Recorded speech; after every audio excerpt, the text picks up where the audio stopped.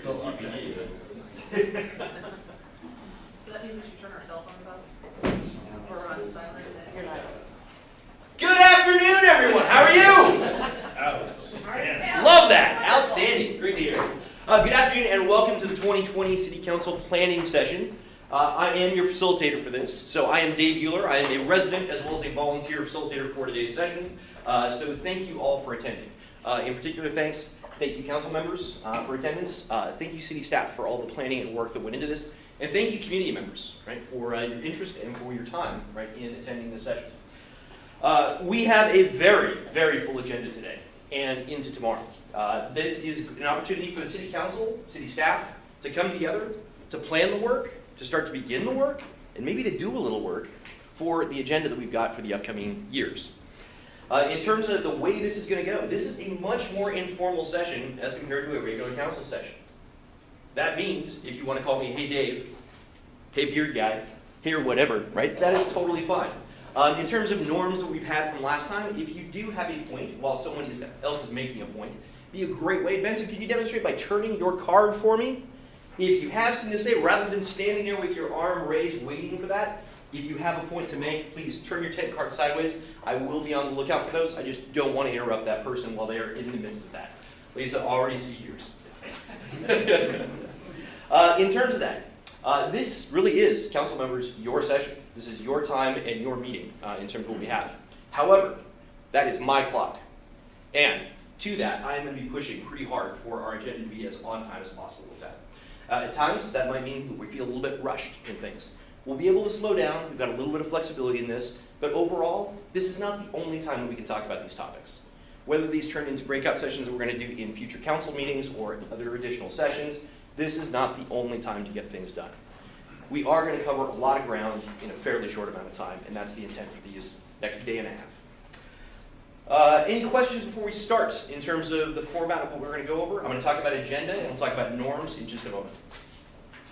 Cool. With that, if you could please silence your cell phones. Don't be that person, right, that has the random rumble on the table, all that kind of stuff. Lisa, please. Oh, thanks. I just want to check and make sure we have Jake. We don't. He let us know he had to see with the doctor and he'll signal when he's ready. Okay. Jake's not here. He's ill, unfortunately. So the mics are just to take the... Correct. Right now, not teleconference. Yes. In terms of community members, I would ask, this is really the council's planning time and the city council's city staff planning time. So this is not open discussion piece, but please, conscious observers, we welcome that. Thank you very much. With that, let's talk about the agenda that we have in front of you. You will see we are already about 3 minutes from hitting our first topic item. So we've got introductions. We'll do a quick exercise, kind of to get to know each other a little bit. Understand a little bit of the context that we're coming from, a little bit about what we hope and desire for the upcoming session. We're then going to go into our goal setting. So this is, let's be clear, these are thematic goals. This is not, these are not tied to individual compensation. These are thematic goals, directions, things that we want to achieve as a group over the next term, beyond that, right? What are those things that we actually need to understand to thematically choose the right things in terms of what agenda items get set. After that, we'll take a quick break. We'll be back here. We'll talk about council rules and procedures. And with that, Benson, I'm going to invite you at the beginning of that to talk a little bit about some of the appointment pieces that you've had and some of the subcommittee pieces that are actually in works right now. We'll then get into some small group discussions. Actually, we'll break up in terms of pods that will actually be a mix of council members as well as city staff. Having you start working together, right, on some one-on-one pieces there. We'll do some small group activities, we'll read those out and do some fun stuff. So break it up with a little bit of levity and a little bit of fun around that. Then we'll do some wrap-up and final administration for the day.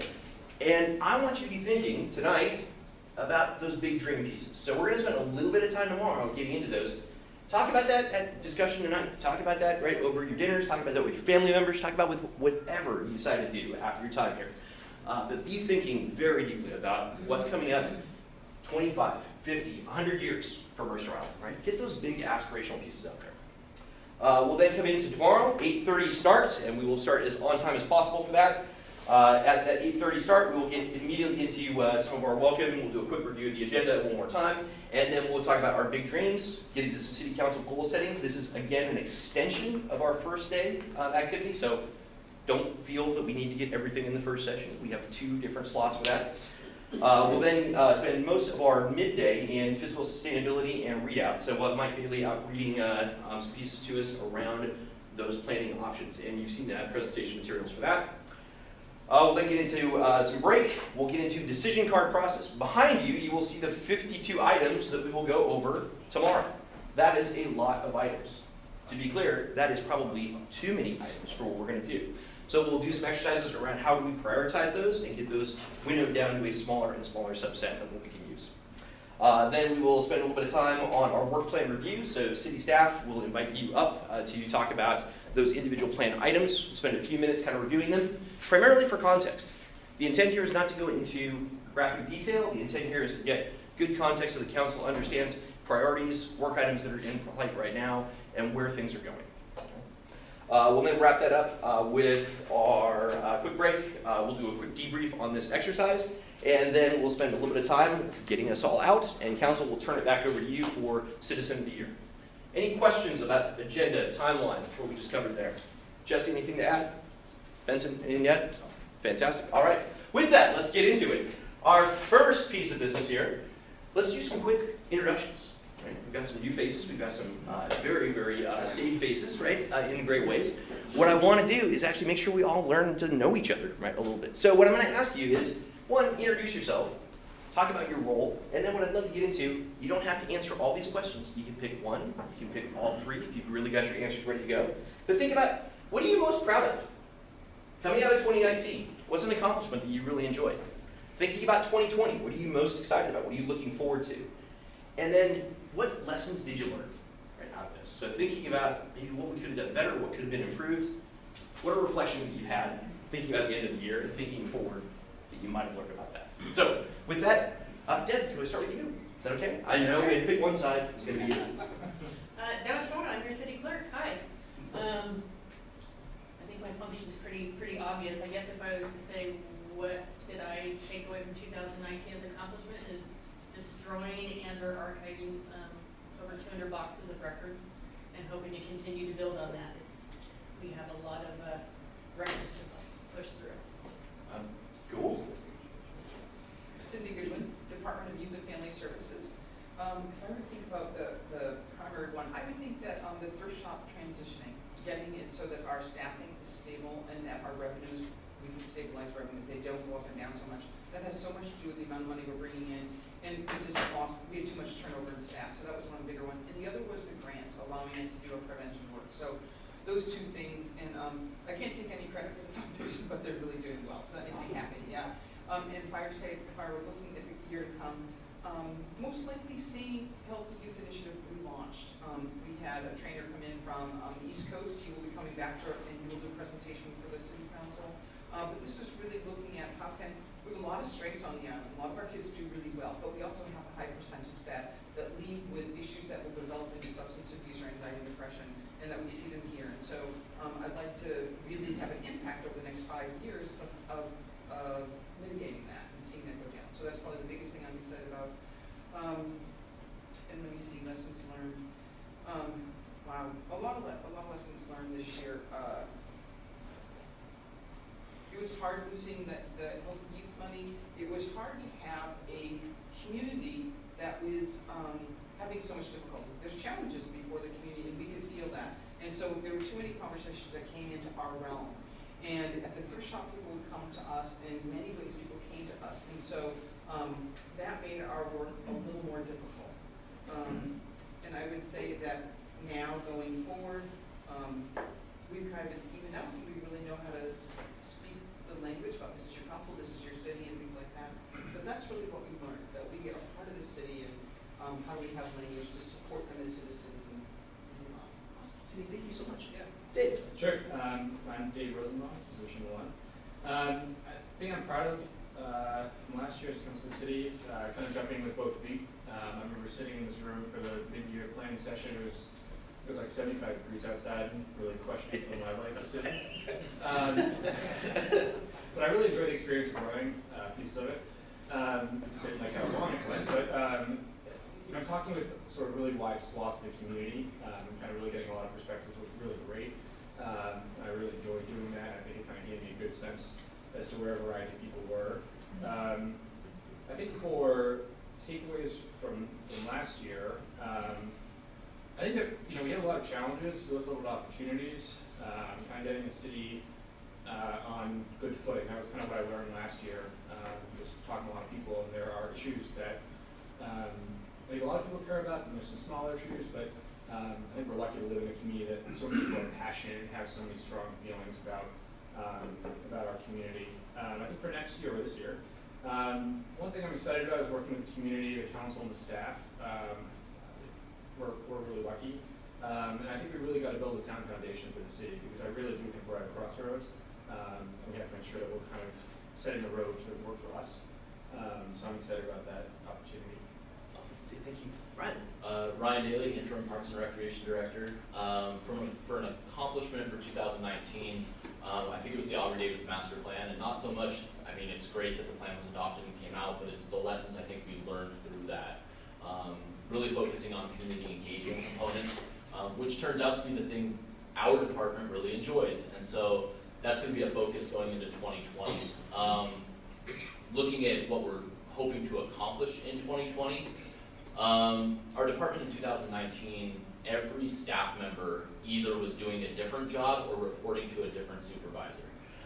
So we're hoping that doesn't occur this year, and we start to create some stability and some confidence in our department. I think we're making great strides 1 month in. Awesome. All right, thank you. Blake? So I think, looking back last year, the big accomplishment is closing the deal on Tully's property. You know, the public doesn't see when you negotiate a real estate transaction and you have that type of nuance going on, the work that goes into it on staff's behalf, consultants, on council.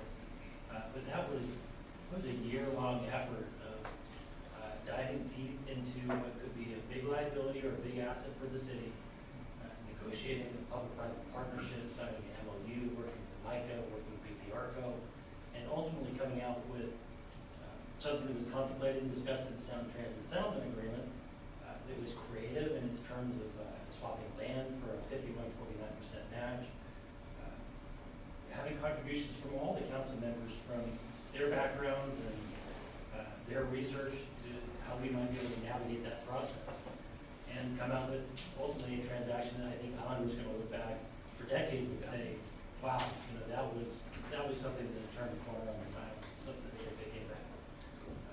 I think lessons learned, you know, we've got a long ways to go, and we can't underestimate that big projects take big commitments. And I hope that, you know, my time on the council, which will be in a couple of years, that we really do round that out, have a vision, have a plan, and begin kind of building the future for Mercer. And so that's 2020 and beyond. Awesome. Thank you so much. Jason? Jason Kidder, Public Works Director. I would say the biggest accomplishment was we've been going through quite a bit of change within the Public Works Department for the last couple of years. And in February of last year, we had a 13-day Snow Again response where we saw a team working around the clock. And so our motto in Public Works is be safe, be a team, have fun, engage the year. And that team came together as a group over 13 days to make sure that the roads were clear. Just a really sensational effort on that part. So a huge accomplishment, really cool to watch, huge labor. As far as looking into 2020, which ties into lessons learned, so a lot of change. Many of us are referencing that. So we've had to be nimble, we've had to adapt and adjust. So looking ahead to 2020, I'm hoping to find the new norm, right? So I'm a big sports fan. If you're previewing the Seattle Mariners season this year, it looks terrible because we're rebuilding from the ground up. There's some similarities here, right? So we strip it down, it's time to rebuild it back up and establish a good foundation as we move forward. So I'm looking forward to finding that new norm. Awesome. Jason, thank you. Jesse? I'm Jessie Vaughn, I'm your interim city manager. I was thinking this morning where I was a year ago today. I was home with a 7-week-old on maternity leave. I was your parks director, and I had been here for about 6 months.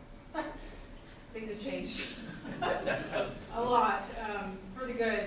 As I look back on 2019, you know, the thing I'm most proud of is the people in this room and the resiliency. There were some definite tough moments.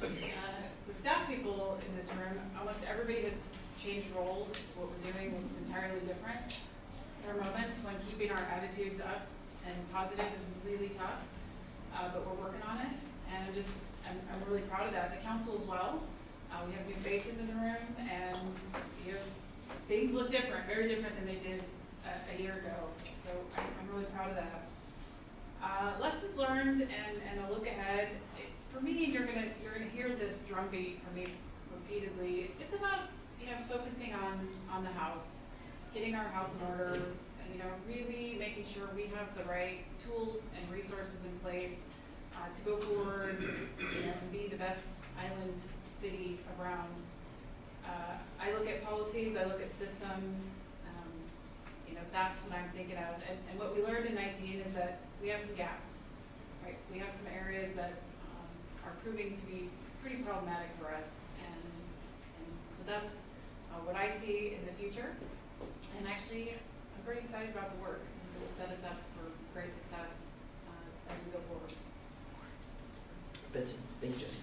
So, I think from council perspective, I think the most proud things I, in 2019, that they've actually been mentioned. I think the adoption of the Aubrey Davis plan was a good one, and frankly, it was exciting because that's where the council, working with the public and working with staff, can actually set policy going forward. So, that's our job, is basically to develop policies, and that was a good example.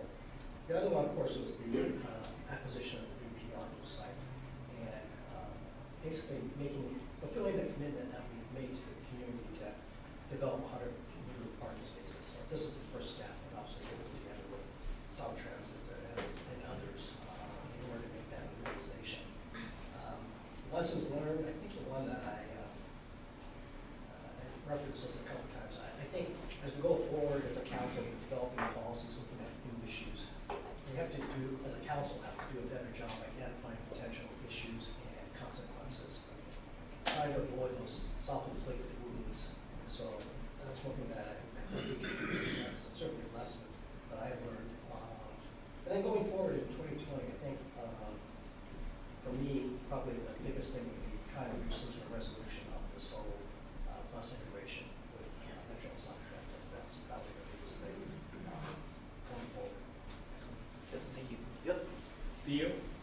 Theo Parker, interim city attorney.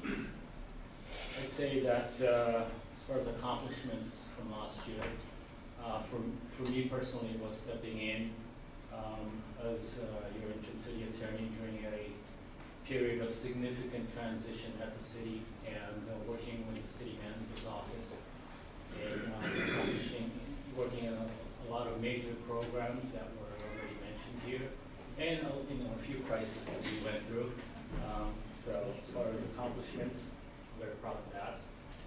Lessons learned, taking a bigger role in being a public servant. I definitely learned that I need to set aside all my ego and stay humble and always be open to learning from others. Yep, thank you so much. Ed, oh, please. Apparently, Jake is available. Oh, excellent. Style him in. Yep. Sorry. Yeah, actually, I wasn't done, so I was Oh, yeah, I'm sorry. Oh. what I'd like to accomplish, I've spent time preparing. Flexibility, didn't mean to enjoy it. So one thing that I'd like to accomplish for 2020 is to earn your trust. That everything that I do for the best interest for the city. Hello? Speaker on mute. Hello? Councilmember Jacobson, can you hear? Hello? Okay. Councilmember Jacobson, we're just in the middle of introductions. You can start over. Okay. I'm done. I feel catch you right now. Something about trust, I don't know. Cool. Yep, thanks. I think it was like composure in distracting situations. Yes. Ed, please. Okay, Ed Walter, Police Chief. I think about, for 2019, things I'm proud of. On the administrative side, I think I'm proud of the fact that we were able to hire 4 new officers, 2 of whom bring some needed diversity to the department. On the operational side, I'm proud of the way the officers did their jobs. I think about one of our newer officers, Samantha. One night she came across a car, had a young man in there, appeared to be passed out or asleep. She took the time to get out of the car. All right. And played some music. And noticed that he was passed out, saw indication of drug overdose, and Jake's walked away. And she pulled the guy out of the car, and he was in fact barely breathing from a drug overdose. Started Steve's crew came anyhow. So I believe saved his life. I also think of the double drowning we had off that boat. Very sad situation, and our Marine Patrol response, and ultimately through a partnership with a private company, was able to find the bodies there. I just, if I can, take just maybe 30 seconds to read. It's only 5 sentences long. A letter we got from the family of the deceased daughter. The letter reads, "Dear MIPD family, or MIPD, on behalf of my family, I'm writing this letter to show our gratitude for you and your efforts to find our daughter and her friend who went missing on Lake Washington on September 2nd. While it was so painful to lose our loved one, your hard work touched our hearts. During this difficult time, you still kept in communication with us and showed concern, which gave us hope. We were blessed by your kindness and can see your hearts to serve the community. How can we ever thank you enough?" Now, those are the things that make me really proud of what we do. Not just what we do, but how we do it. So, very proud there. Lessons, I mentioned, the first thing I mentioned was staffing. I have some pretty significant concerns around staffing. And moving forward, I want to have a focus on recruiting and retention, so you'll hear more about that probably. Evan? So I'm Evan Maxim, the Director of Community Planning and Development. So accomplishments last year, I think there are probably two worth calling out for the group. The first was we actually had a very large legislative amendment go through with almost no controversy, any community concern. This was our critical areas shoreline master program. We had a little bit at the very end, but by and large, my experience with these types of projects, that went swimmingly. I can't take credit for it. That was largely the work that Robin did in our department, but I thought that was a major accomplishment for the city. Internally, we've begun to engage in our organizational assessment. We've made some changes in how our operations work.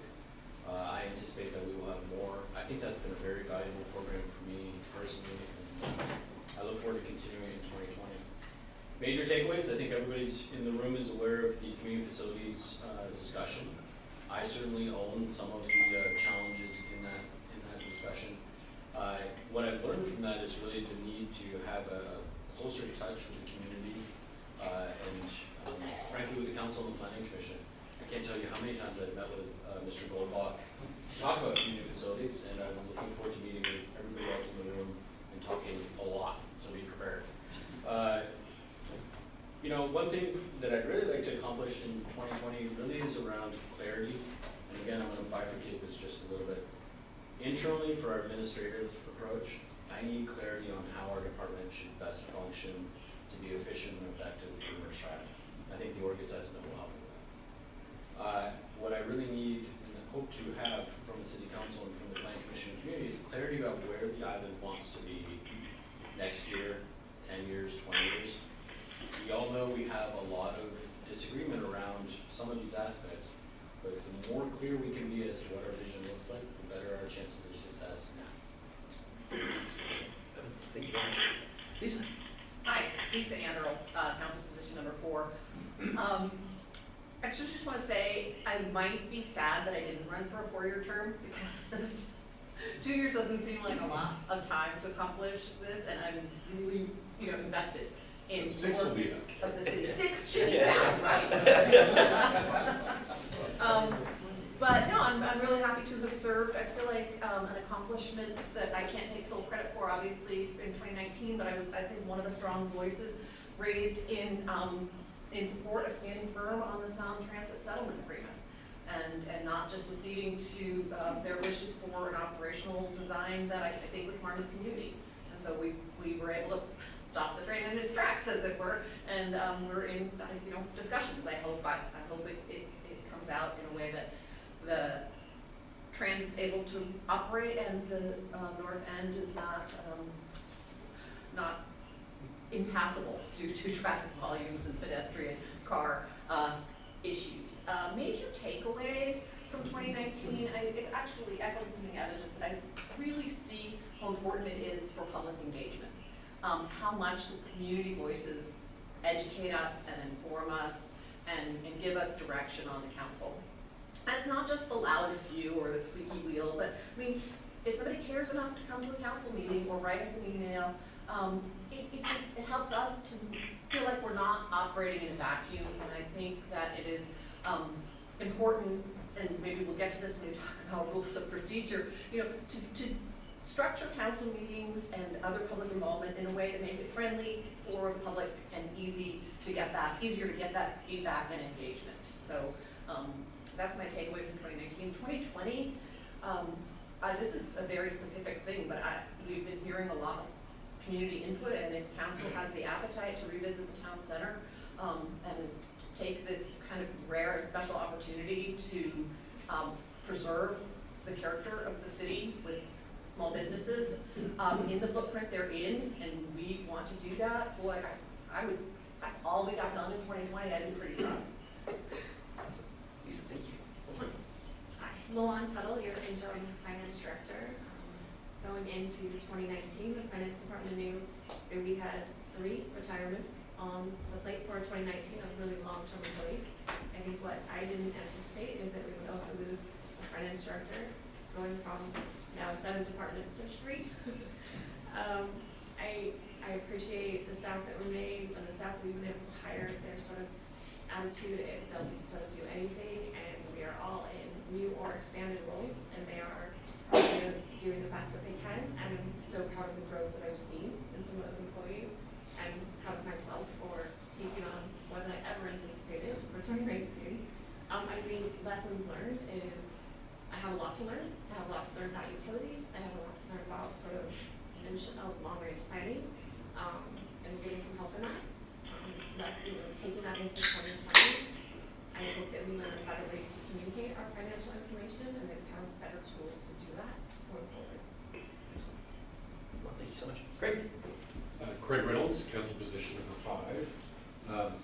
Most of my last year was spent campaigning, so it's tempting to see my greatest accomplishment was getting elected, but that doesn't seem quite like what you're looking for.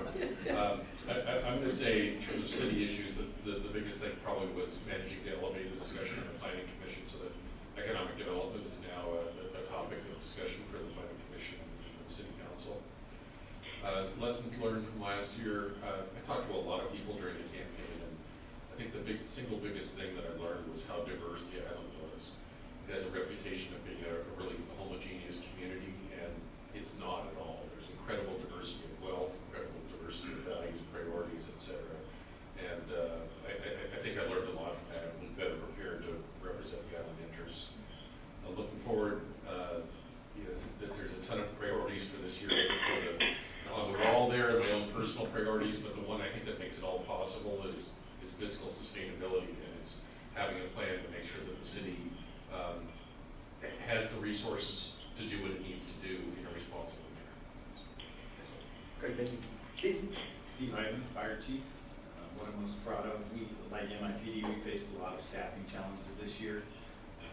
One of the best things was the reinstatement of the deputy chief position, convincing council to do that, and for 2020. And then also our fire marshal, who was a long-time employee, retired, and then we had another retirement, or he actually left for a different organization, and a firefighter laterally transferred. So we've been faced with these challenges throughout the year, but made that a seamless response to the public, so that I don't think it's been evident. We're still answering those calls. We're still providing a great service to the city.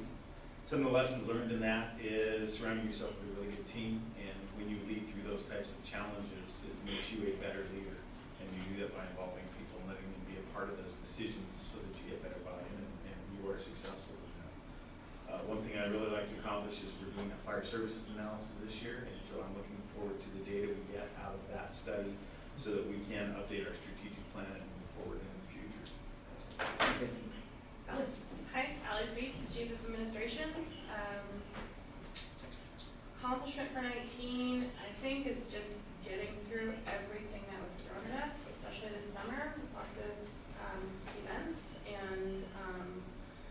lots of staffing changes.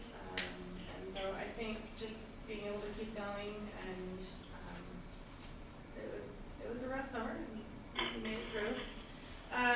Major lesson or takeaway is we need to stabilize a little bit. We need to figure out how to make what we have stronger and I don't know, keep the employees and the citizens and the community feeling like we're upright and not listing. And then the one thing that I really want to accomplish in 2020 is to launch our new website, which it will happen. It's just other things are in the way at the moment, but it will happen, so we're close. Excellent. Thank you, Al. Thank you very much. Wendy, welcome. And Councilmember Jacobson, welcome on the phone. Sorry, we were right in the midst of doing our, this was our item 2 there, City Council. This was the introductions and 3 things lesson exercise. 1, Councilmember Jacobson, can you hear us okay? How's it coming through? Yes, I can. Excellent, fantastic. 2, Councilmember Jacobson, if you are ready, Jake, I would love to invite you. If you could talk about what accomplishment are you most proud of in 2019, what lessons did you learn from 2019, and then going forward into 2020, what are you most hopeful for?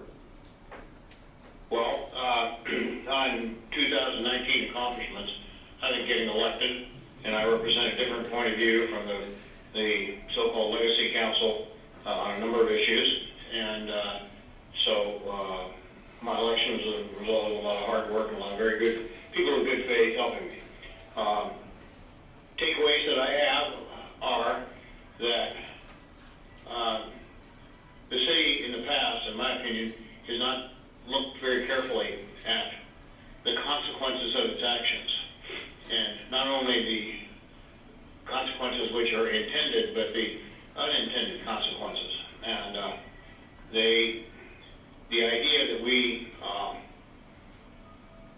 can do things at our own pace isn't necessarily true. That has to do with Sound Transit. I think it has to do with the Tully's development and certain other things. I think the idea of the community's facility zone thing, my understanding it was an enormous consumer of planning department time, and I don't think that was time well spent, very frankly. And that whole area over there is a mess and needs to be straightened out. I'm not sure it be straightened out to make everybody over there happy, but on the one hand, you have a business which reasonably wants to have some idea of what the future looks like so they can plan. And on the other hand, you have a bunch of neighbors who are very uncertain about what's planned and have, rightly or wrongly, perceived that they'll be dealt out of the equation at some point in time. So I'd like to see the flip side of those are some things that, in terms of being things to accomplish in 2020. I remember one would be restore the zoning to the town center that was there before the so-called crayon exercise. And I believe we can do that rapidly without wrapping ourselves around a lot of slow walking procedures. Second thing is we have to monitor and react thoughtfully in the reflective sense on the Sound Transit, the Tully's project, and a number of other kinds of things, not the least of which is fiscal sustainability. And I share Councilman Reynolds' concern that we really do drill down on that, and so that we can tell the citizens when the time comes, and I think the time will come when we're going to want to raise taxes over the automatic 1% bump. But if we expect them to authorize that, we better have our skirts absolutely clean, to coin a phrase. So those are the things that I see. Whether they can all be accomplished in 2020, I don't know. I do know that each one of the issues I just mentioned requires a bunch of work and requires the leadership from the 7 of us. Thank you. Excellent. Jake, thank you. Deputy Mayor Weicker, welcome. Hey, thank you, and my apologies for being late. No worries, Wendy. We're excited to have you here. So, That's a thing. if Okay. you're ready, can we get your 3? I am ready. Thank you. So, yeah, sorry I missed everybody else's comments, I'm sure I'll catch up, but I am most proud of the Parks and Recs Advisory Board that we seated last year. That was a lot of hard work over many years before that, and I'm just thrilled to have them up and running and moving forward, and hopefully adding constructive dialogue and feedback and input and planning and all that good stuff. So super thrilled to have that moving and happening. My takeaways from last year are that tickets are good and okay, and probably need to do more of that going forward. I'm thinking about the CFC, right, Charging Head, Planning Commission, community dialogue, misunderstandings, applicants, neighbors, all of that mess. I think it was good to stop and reset and figure out what's next. So totally agree with Jake on needing to kind of get that project and that house and that land use communications and process and public engagement in order. The thing I'd most like to focus on is what I've wanted to sort of keep focusing on these last couple of years, which is communications. So helping Ally with this website, helping Ross wherever he is with our proactive and reactive communications, which leads to my whole hope and goal and emphasis for this group as a staff, as a council, as a community, that we need to work together, because we're only stronger in having our shared values worked on productively and collectively. There's more that unites us than divides us, and I'd love to stay focused on what the goals are we're trying to accomplish, rather than mess and misunderstanding and lack of data and details and legal boundaries that constrain us. So that's my hope for this year and going forward, that we can all start working together and accomplish these important things that we have to figure out. Awesome. Thank you. So a couple things. One, I think we just demonstrated a good portion of our planning session norms in that actual exercise. So what we're looking for is listen and respect each other, right? Let's spend our time together here, operating not as individuals, but as a group. So doing that means we've got to listen, but we've also got to emote and react to each other before this. So listen with respect, let others finish before talking, be an attentive speaker. Disagree agreeably. Right, so figure out what it is that you're actually be hard on the issue, soft on the person. I'm not mad at you, I am mad at that. I want to change that. I don't like that opinion. I will like this thing. Whatever those things are, great. Let's try to figure that out and make sure that we're actually going hard on issues, not on people. Questions and clarification are encouraged. If you don't understand, say you don't understand. Let's go deeper. Let's get into it and let's dig. We're not disparaging comments. We're not doing side conversations. Conflicts around issues, not personalities. We're going to strive for consensus and provide clear direction. Silence is agreement. If we have an issue, let's bring it up. Okay? Don't leave them in. Let's talk about them. Let's get them on the table. Okay? And remember the yes and versus the yes but, right, pieces. We're trying to keep some positive language around this. Let's make sure we understand intent of what you want, not kind of confusing intent, right, with exceptions with agreements. And then ultimately, let's be productive and have some fun on this. So we're about to get into the most fun part of this, by the way, rules and procedures. Woo! Yes. Nothing more fun than trying to get rules and procedures done. So in order to do this, what we are going to do is we will walk through the section. We're not going to walk through every piece. We're not going to read aloud each piece. Just goals. Goals. Sorry, we're going to go goals. Fair enough. You're right. I did. Yes. Can we jump to tomorrow? Yeah, let's assume it's 4:15 tomorrow. Thank you. Yeah, you're already home. Fair enough. Sorry, I had rules and procedures right there. So yes, we will be on goal setting. In terms of goal setting, Allie's going to be helping me in terms of what we're going to do here. We're going to capture a couple of the goals from the group. Now, these are probably going to change, and they're going to need to get morphed with each other. So we probably have goals that might conflict with other goals, where I need to talk those through. What we're looking for, though, is let's start getting some of these things on the table of what we want to achieve, what we want to bring. Alec, any other additional thoughts you have for this one? Nope, just if you have something that you want to be specific, write it down so that if I don't write it fast enough, you can reread it to me. That's right. Yep. Dave, do you want to talk about, maybe I can just jump in here. Vince and I chatted before we started. Over the years, we've used different words. We call these priorities, we call them goals. Really what we're looking at is key themes for the next couple of years. Your true council goals reside in your comprehensive plan, and I think sometimes we get those confused. Correct. Yes, back to my original comment there, thematic goals, right? The idea here is that we can look at these and be able to say directionally, if we have individual initiatives, items, things that are there, do they align and do they support these goals that we have? So the idea here is that we are not trying to figure out individual comprehensive goal plan. This is thematic. What does this council want to achieve? Is that a fair way to say it, Jesse? Yeah. Cool. So with that, I'm going to turn the floor over largely to the council members, although city staff are welcome as well, right, for those goals that we have. So I was gonna. We'll write those goals. Yeah, what we'll actually do, we'll start posting these up along the way, and then we can start talking about ones that maybe overlap and combine. We'll start talking about ones that maybe conflict. Last year you had three goals. Fiscal sustainability, the sound trend, preparing for light rail, and supporting the leadership team's work plan. And I saw Celine, you're first, and then Simon. So I'd like to look at recalibrating for public safety in kind of a regionally connected, transit-focused situation. Also looking at legal precedent and compassion for people that are experiencing homelessness, and what, from a public safety perspective, or partnership perspective, but even a financing perspective, what we can do as a council to ensure that those needs are met for everybody. Excellent.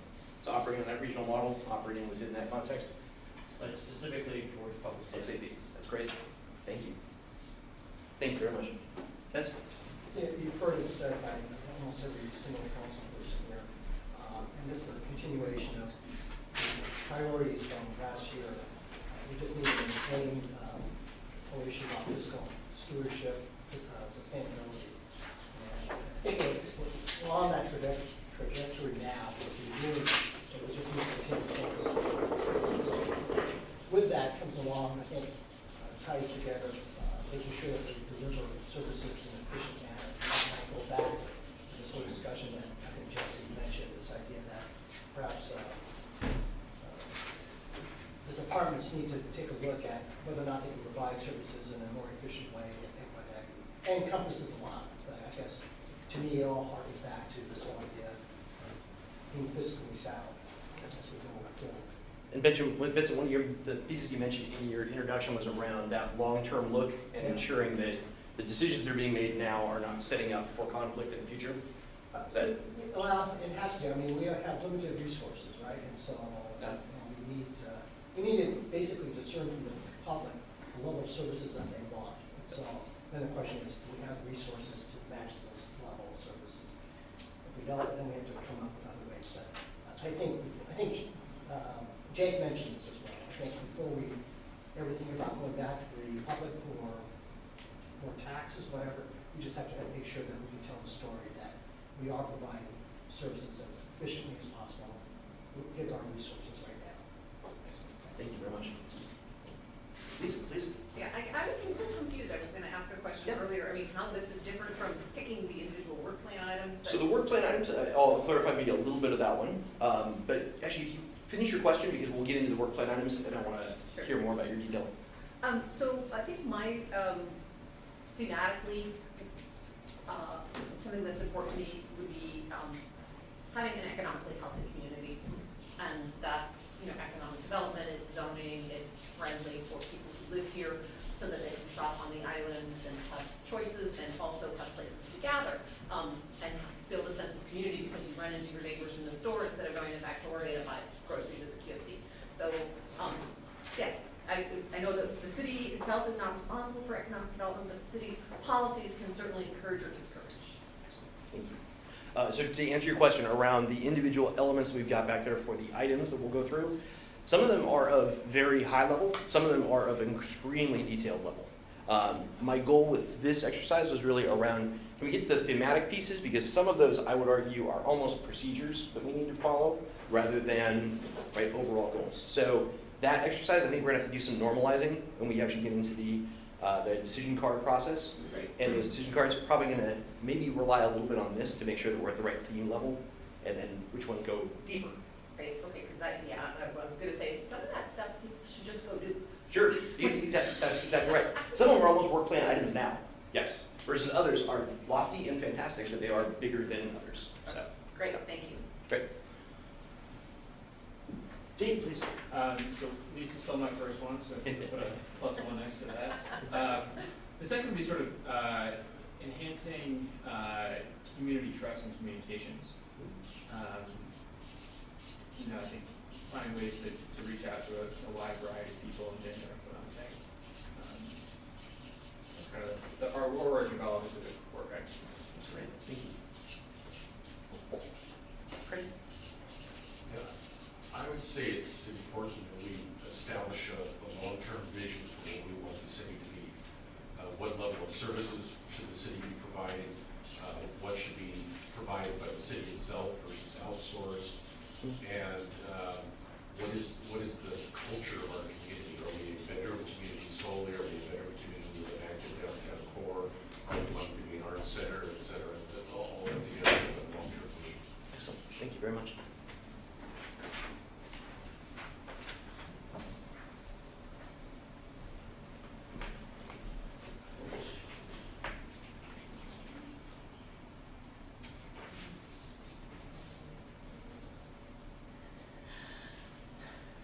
Any others, thoughts? That's, You know, we've spent, for the past several years, I know we've spent a lot of time on issues of sustainability and the environment. I certainly, and Mercer Island in many respects is viewed as kind of a leader among some of the cities, and so I certainly would hate to lose that. And there's a large segment of the population this is a very passionate issue, of course, issues of climate change or whatever. So I'm not sure how to parse, I mean, other than without getting into too much details, I mean, just focus on maintaining our direction on sustainability issues, whether it's a climate action plan or whatever. But so combining the two together, I don't want to get too much into details. Cool.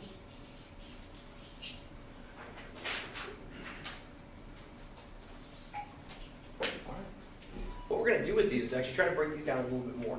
And what we'll get into is actually how do we make some of these pieces measurable.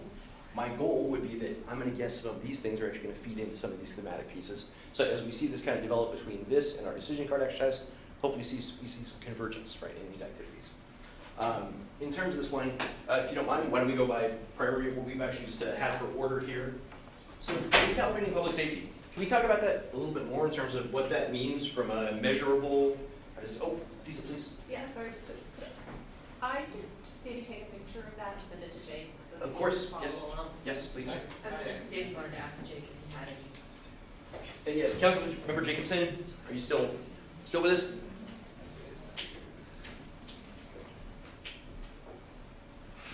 Are you on Yeah, mute? I've got a little more too. Not sure the best way to put this, but sort of reshoring our foundation at City Hall. Obviously, we have a lot of interim tags and open positions, and trying to figure out what exactly that structure needs to look like, and making sure that that's properly resourced and supported. Can you say that again? I'm sorry. Reshoring? Yeah, reshoring the foundation at City Hall, I think is kind of the overarching thing. Start with the wrong letter.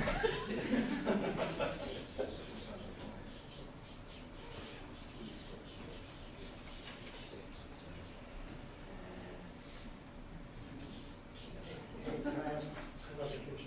Yes, please. Dave, are you talking figuratively or literally? Both, maybe, No, I'm serious, I wasn't. No, I mean figuratively. But But if Consistency. it's literally, we might have more meetings at Starbucks. And Lisa, oh, sorry, that was from before. no problem.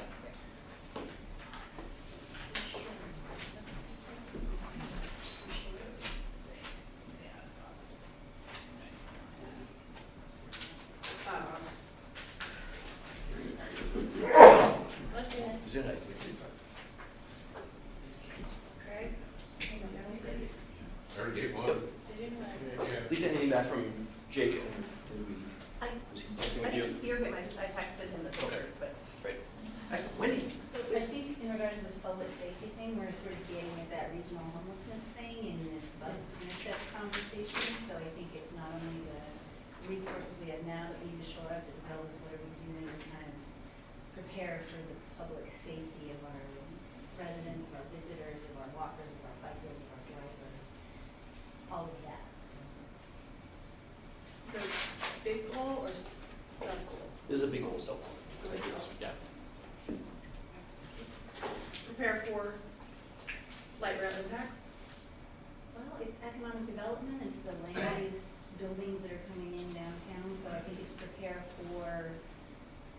massive growth in our town center. Growth and change in our town center. I love your comment about the people as well, that are going to be, right, whether they are, right, future consumers that are actually shopping downtown, whether they are residents that happen to be passing through, right, on their way to their commute, that there's a different population that we will actually be supporting on that. And that we're responsible for. Absolutely.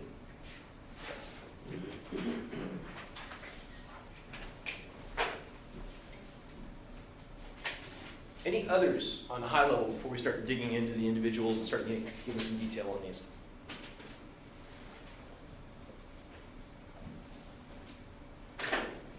I mean, Jesse, you were planning on having like 40 of these, so.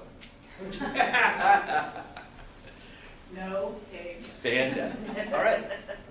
If we're okay with it, could we talk about maybe those two together? So we had the recalibrating public safety and our prepare for impact growth. Does it make sense to talk about those? Slim, do you agree? Yeah, do you want me to speak it first? Please. So, when I say recalibrate, I meant to prepare for light rail, prepare for bus intercept, to address people experiencing homelessness, to have partners related to that, to make sure that all of our city codes are adequate for 2020 and the public safety concerns as the chief sees that we experience. Dealing with parking enforcement, dealing with court rulings related to any of those things, including the recent one about parking enforcement and shocking the tires and having strategies for these things that are becoming more complicated. So that's excellent. Those are a few. That's very good detail. Thank you. You might have missed a couple there, Celine. Prepare for I'm not light going rail, to read that. bus intercept. For light rail, bus intercept, homelessness, code updates, and any court implications from this, as well as, I think your last one there was around just the complexities, right, that are actually changing in terms of definition for, even before citations happen. The court rulings is one. Right. And then, did you get the homelessness partners or the shelter partners? or- Yes, we have homelessness on there as well, yes.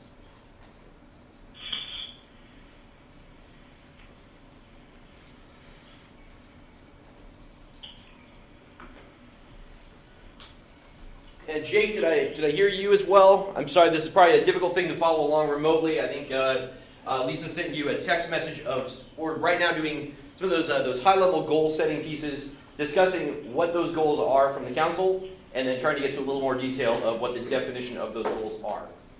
Okay, well, yeah, she did, I looked at it, and some of those are so vague in general that they, you know, it means whatever anybody thinks it means, so, And that that's would be much. right, and that's why we're actually going through them smart measured. So basically, how to make them specific, measurable, achievable, right, pieces, as well as they are some things that are time bound. Oh, yes. So on the top level though, Jake. About homelessness, I don't see any of these, on these 6 post-its that anything to say about homelessness, or unless it was, some of us are included part of this. I think I took the picture prematurely, Jake, and sent it to you before all the large Post-its were up on the board. So that there, Okay. it's kind of, homelessness is a subset of the recalibrating public safety, sort of preparing for light rail. I mean, all those things that kind of come under public safety concerns. Okay.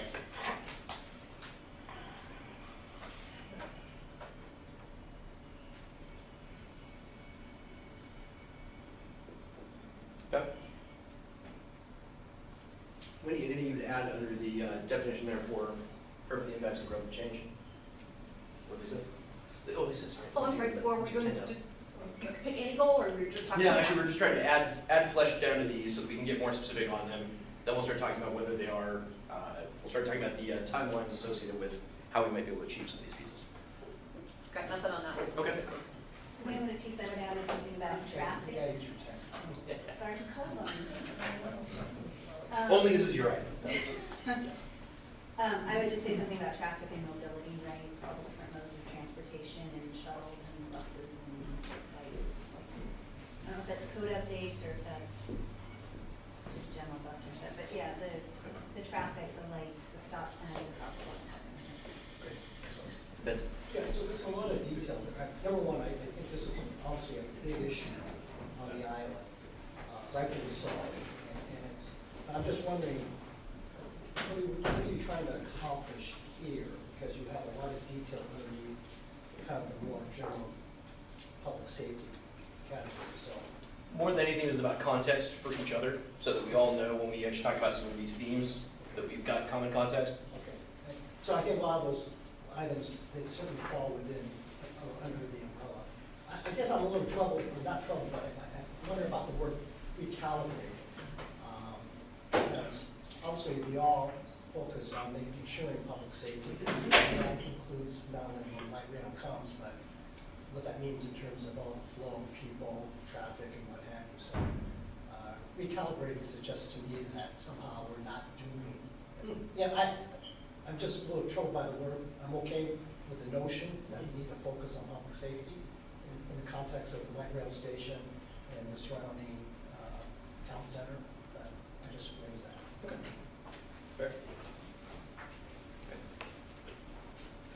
I felt like recalibrating is good because we are in a different environment. I mean, we don't have a light rail station now, so I don't think it suggests that we're inadequate right now. I think it's just, you know, you're dealing with a different beast, and so you recalibrate to account for more traffic and more people and that sort of thing.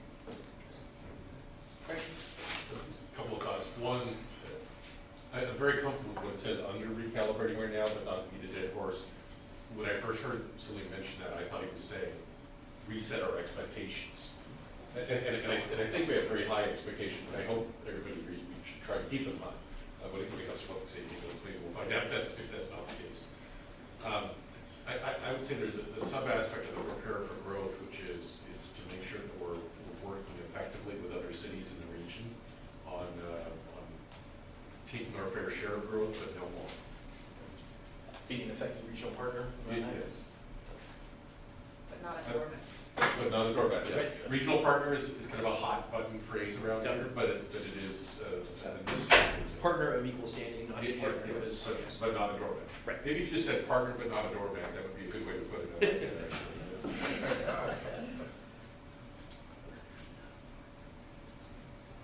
Well, and I mean, you know, some communities are more open to greater density than others. And I think local control has to play a role. I don't think there is a one size fits all. Just kind of two cents there. Do you want to capture that around, I like the idea of the right sizing for Mercer Island, right, knowing that there are Right. there's some geographic limitations, right, for Mercer Island, there are specific things that we need to. Right. I mean, some neighborhoods in Ballard are like, yeah, build them dense Right. and tall. Yep. And we're gonna have, you know, rail or a trolley or something like that, but here we have a higher priority on single family residences and walkable neighborhoods, in the sense of, you know, not apartments. I mean, it's just walkable because there's lawns and there's people and there's dogs and there's whatever, so, yeah, I would say that, you know, density as legally required, but also in keeping with the character of the city. Thank you very much. Other thoughts on those items? Again, just for definition at this point, just for clarity, we'll get into the actual measures in a minute.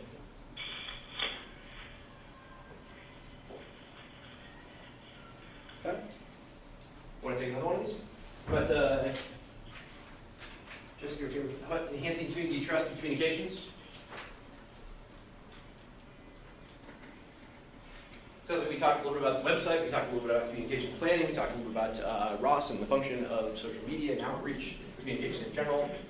What specifically do you want to, what's the enhancement that's going to be there? The idea that things that we send out, we as the city send out to residents, actually engage them as not correct. And then we should be engaging people, and a lot of ways you have to do it is go see them face to face. Right. But the stuff that comes out from the city, there's lots of it, and it's, you know, done with the certain view in mind about kinds of things. And so I'm I'm told that very few people pay much attention to it. I certainly don't, so, anyway. Jake, so specific and engaging messaging around this? I beg your pardon? Specific and engaging messaging? Well, I think we need to engage the citizens. Right. That's what we have to do. Now, how we do that, that's, you know, are we gonna do it electronically? Are we gonna do it by having meetings? We're gonna send out surveys? How are we gonna do that? That's the how-to part. But I think we need to engage the citizenry, because if we don't do that, then we're gonna find it very difficult to solve some of the problems that we have facing us. Lisa, no, it's all Lisa. Couple of things, if I could. One would be kind of, so timely, and I think maybe this echoes on what Jake said, effective notices, so that notices aren't just like, so the notices that, of the things that impact the whole island or a large portion of the citizenry are kind of highlighted and raised up, like, look at this, pay attention. Somehow there's gotta be a way to bold some of the notices. And you know, granted, that's gonna be some judgment, but hopefully we can do that.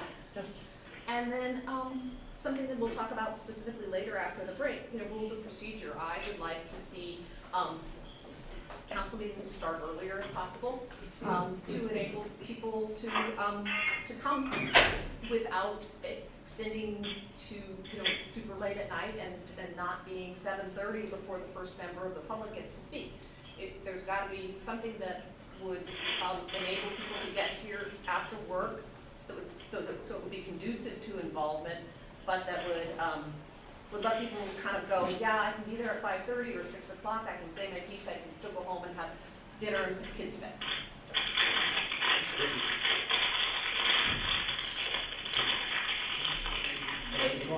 Hey Jay, you're rattling. Hey Jake, we're getting a lot of feedback from your phone right there. Wendy. Okay, I would add that we do have some great communications tools that we're using, some digital assets that we have and the channels that Ross is already using, and I think we can build on those and improve in other areas. And I think not everyone can be here in person, not everyone wants to come to a meeting, so I think taking advantage of informing our residents and interested stakeholders and making sure that the facts are on the website and the links on the website are really clear, and then there's a forum for feedback, whether it's email or phone calls or coffees with council members once a month, people want to engage with us one-on-one. Doing a little more of that informal face-to-face where residents might be interested in doing that. And I think we need to be clear about engaging residents where their input matters. So I'm thinking about the small cell conversation we had last week. When there are federal rules and laws and regulations about what we can and can't do, or whole other intergovernmental processes where we have limitations about the influence or authority that we have, we need to be really clear about where our boundaries are in that, because seeking public input in ways that we can't act on is not helpful for us or for communicating out to our residents. So we need to be walking that line. Well, I'm going to echo what the past couple comments have been. I think, sort of just keep it a little bit higher. I mean, to the extent there's other ways of communicating with the public, we just need to explore that. Absolutely. Recently, we've gone to Let's Talk. We've had other ways of trying to communicate. If they're not effective, then we need to go ahead and try to figure out why not and try to identify other ways to communicate with the public. I think one of the things that is really bad in terms of when we do engage the public, if there's a false, if there's a false sense of expectations. And so I think we just need to be honest with the public, and that, yeah, by all means, we need to explore other ways to reach out, because not everybody has a computer. That's hard to believe, but there are some people that don't have computers.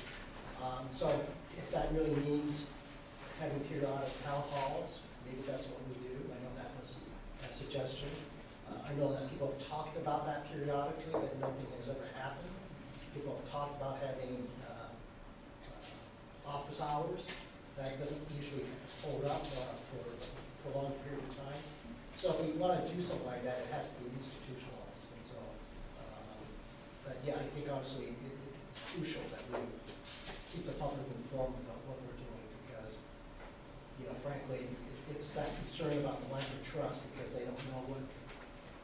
We may be thinking that we're communicating public, this is what's going on, and therefore you should know what's going on.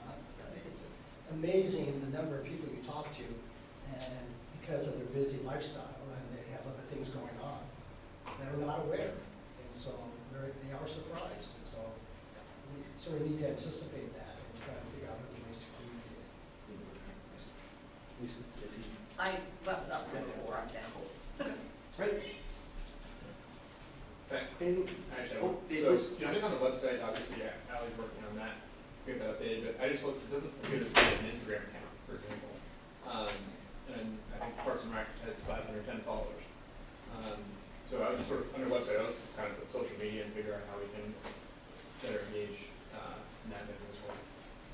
That's our next Parks and Rec. Yeah, of course. I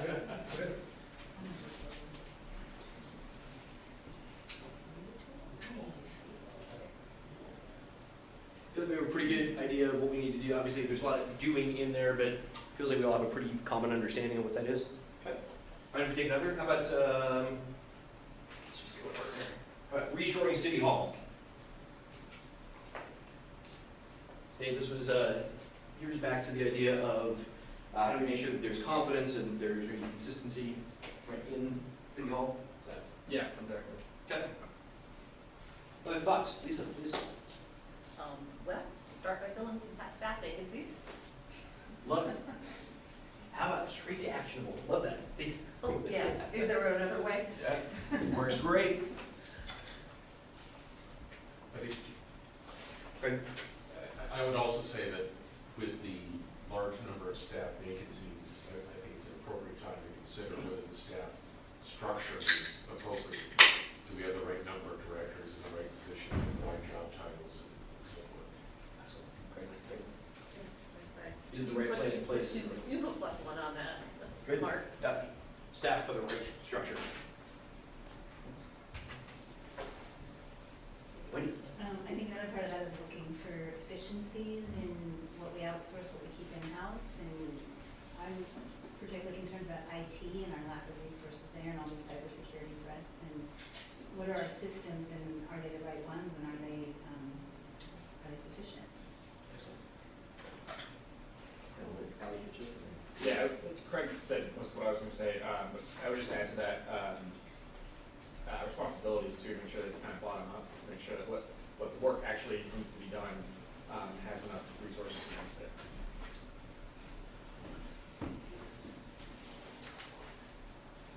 Excellent. There's a lot of blank lines up there. Are you open to staff input on this one? Jesse? I said I was gonna beat this drum at the beginning. I think it's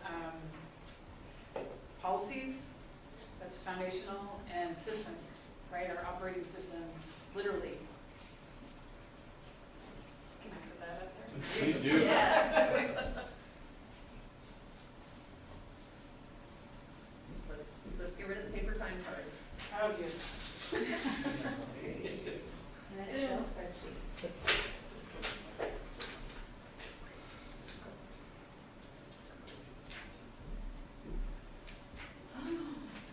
Excellent.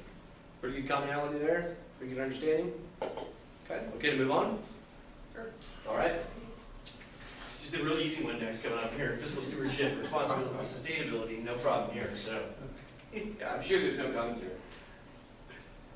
Hey, I think once we restore the City Hall foundation, all that other stuff is gonna fall into place. And we gain the confidence of the community, and we have transparent, financial stuff. And, to Jake's point and other people's points, when and if we do have to go ask the citizens for money, it'll be credible. Or we won't have to ask them for money, it'll be great, so. Yep. Excellent, so feel justified in that we've got the right structure, it's actually creating the right expenses that are actually going out. Great. Okay. Other thoughts? I was just going to drill down what Lisa said on transparency. I think it's really important that we have numbers that we all understand and sort of agree on in terms of what those look like. I was looking kind of on the efficiencies piece we talked about before, understanding the real limitations of what those are in terms of cost savings versus services. So transparency And then to your next piece around being able to explore the efficiencies meaningfully, Yeah. so to your outsourcing idea there, Wendy, around having some apples and oranges comparatives to be able to know what would it take to defeat 95% of these types of cybersecurity threats that are actually out there. If we know that's gonna cost $40 million, that might be a no. However, we can do the same thing at 80% for $1 million. We're getting a little lost on this one here, so. Seems like 4 ideas, I mean, Okay. something concise. So this one in my mind was very concisely for this one, it would be understanding of resourcing versus, I would call it contractual, right, or outsourcing options. Is that fair? That's up there, it's in-house versus outsource. Wait, Yeah, make sure so it's. for it's that set one- on this So I think first you said, First is understand- just understand the numbers. Yeah. What do we, Yes. what do we have? What is it? Transparency. That's number one. Number two is understanding potential efficiencies. Yes. Potential for what? Efficiencies and limitations.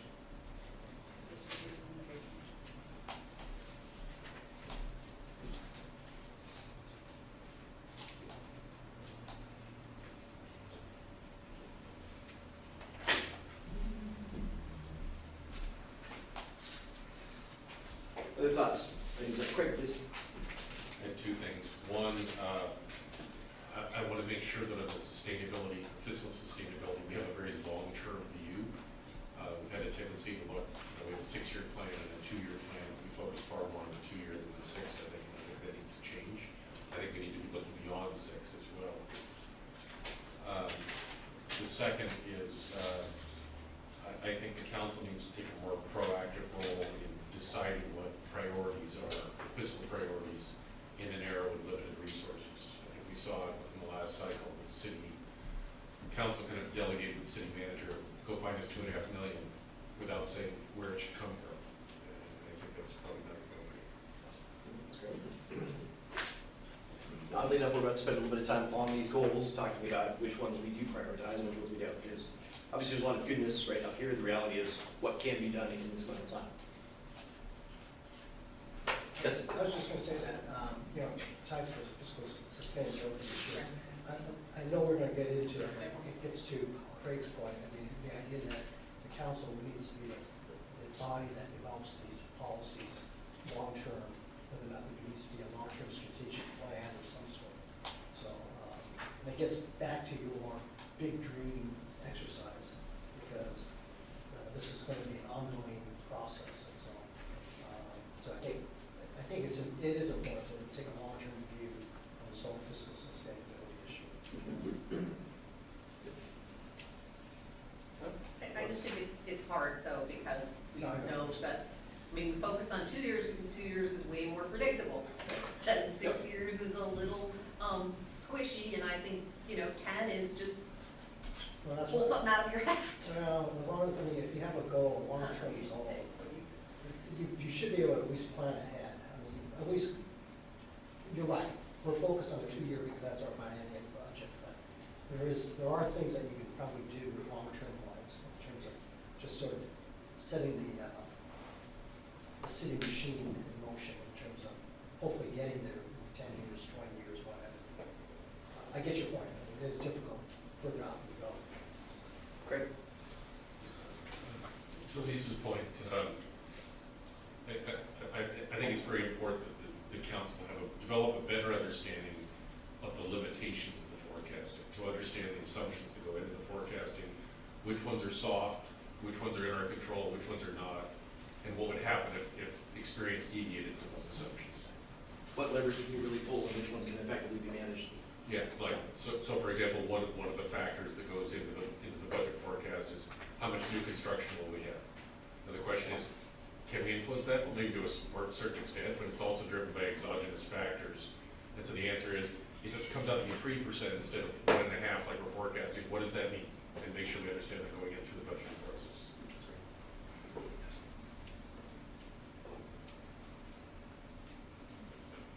Feel like pretty good context around fiscal.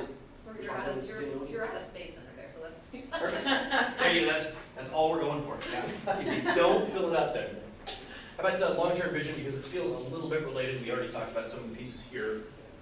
So long-term vision for city services.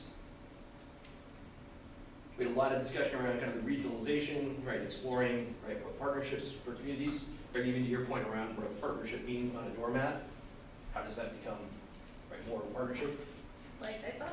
this was, for city services, it was more a choice of, you know, what functions we continue to provide ourselves. Right. Versus what functions do we maybe outsource, you know, IT and HR, but not police.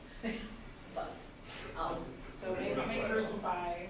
yeah, make versus buy, I guess, I mean, it's kind of up there already, but, and then, you know, does the city have a commitment to be a full-service city? Including all the special stuff, all the city Goodman stuff. That we really are largely unique in, so.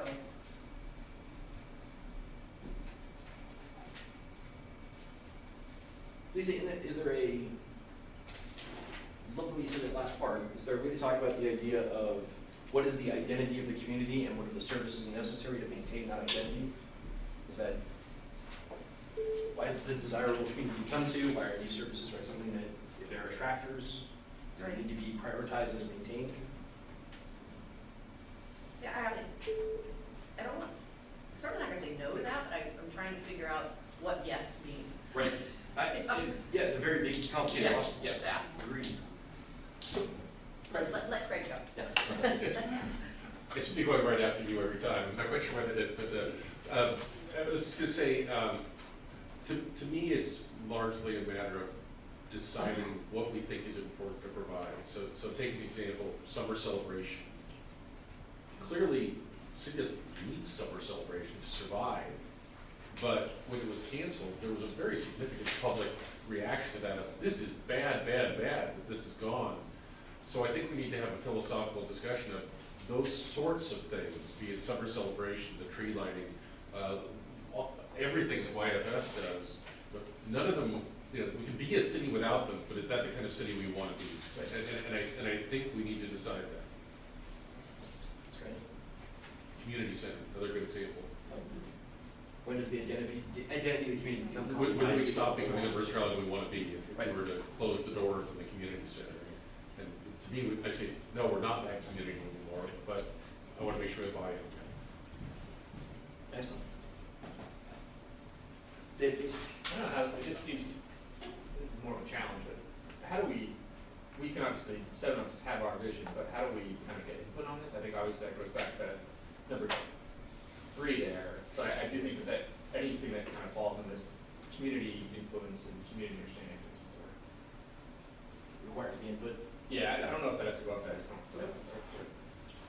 When, So for this one, I'm thinking about the value statements we have, including those in our comp plan, and I'm thinking about all the proclamations we have, and then how that translates into staff activity or city engagement with regional or local groups, and so how we're doing climate action, for example, or how we're being a welcoming community with LGBT, refugees and immigrants, and the human services support was provided through economic services. Like, how do we take those values and those, you know, community priorities and either institutionalize them or support other organizations like our sister cities, our NIMS for the bikes, and our sustainability group for all of that green work that we're trying to do and partner with.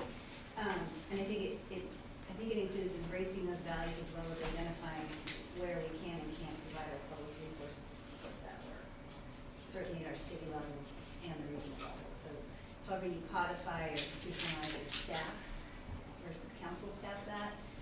We get a lot of things kind of coming at us that I've seen this sort of knee-jerk reaction to, and asked us to sign letters and some regular meeting, or Celine to go talk to somebody. And I think being clear about what our vision is versus what we can do, where we can play, and how we can source and resource that could be tightened up a little bit, or at least clarified. A proclamation without a resourcing plan is probably not a really whole proclamation.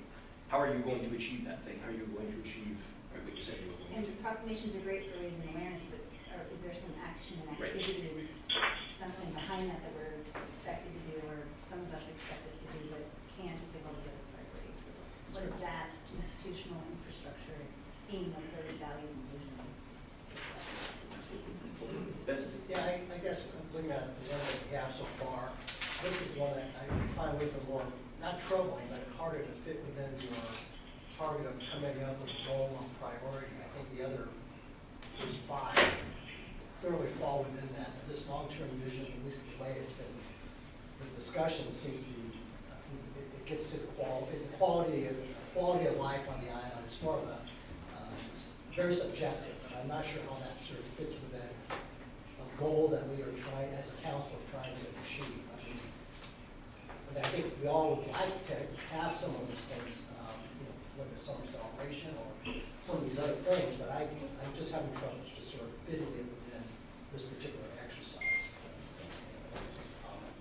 Fair observation. And to be clear, I think we're going to hit this not only with this exercise, we're probably going to hit it again right with our decision card exercise as well. Cool. We okay with moving to our next one? Got it? Before you go to the next one. Of course. I think we need to distinguish between feel-good stuff like sister cities and proclamations and things which really don't affect how this city is run. And they're nice and all, but they don't, the feel-good stuff, in my mind, is not something that is our first priority. Gotcha. So how do these become actionable pieces? I beg pardon? Yep, back to, so must have versus want to have we had up there, as well as this idea of the actionability of some of these, actionability is not a word, but the actionable nature of these things. Well, I can't see what you're talking to, so I don't really know, but. Understood. At any rate, and so I don't know what stuff is up there, and that's very hard for me to hear very much, because people rush on papers and things, but be that as it may, my view is that the city council, we need to concentrate on the kinds of things that are integral to governing the city. Water, sewer, police, fire, planning, those kinds of things, public works, those kinds of things. Focusing on priorities for those things. And these other nice to have things are wonderful, but what this, contribution to any aspect of Mercer Island aside from citing the sister city mean? We're sending apparently, or they're sending the mayor the former city manager who was a serial sex abuser and retaliator who cost the city a bunch of money. That to me is abhorrent.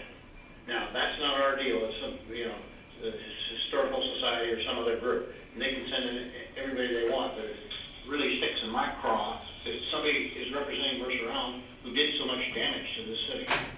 Not only direct damage, but indirect damage on staff and creating an environment that made it very difficult for some people to work here. Okay. Well, fair enough. I think keeping us to goals on this one. I think, Jed, I think we're trying to make sure we don't get too personal, okay? I think just really talk about policy issues, so. Well, Vincent, I understand that. Any names that I mentioned were illustrative of the problem. But if you're telling me that we can't say that proclamations or sister city things are not major contributors to the welfare of our city, I have to tell you that that's my opinion. And that goes right to the policy. Yeah, I'm not gonna, I understand that point. I'm just commenting on your references to personalities. That's all.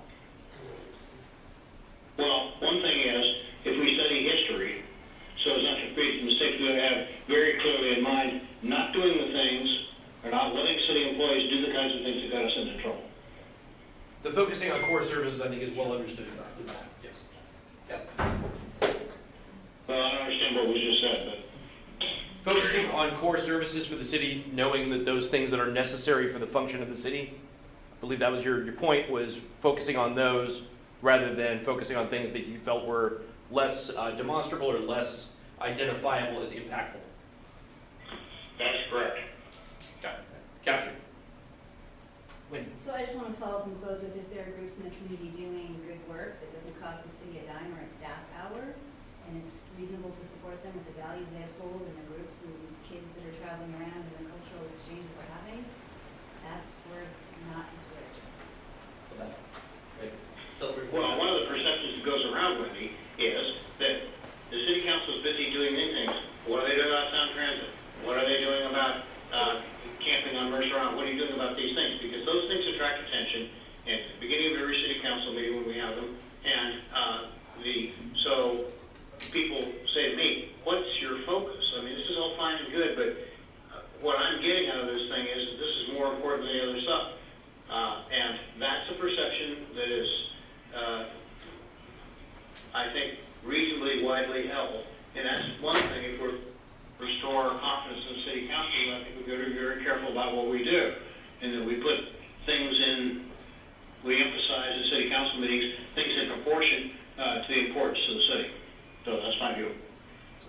totally agree, and I'm gonna say and, not but.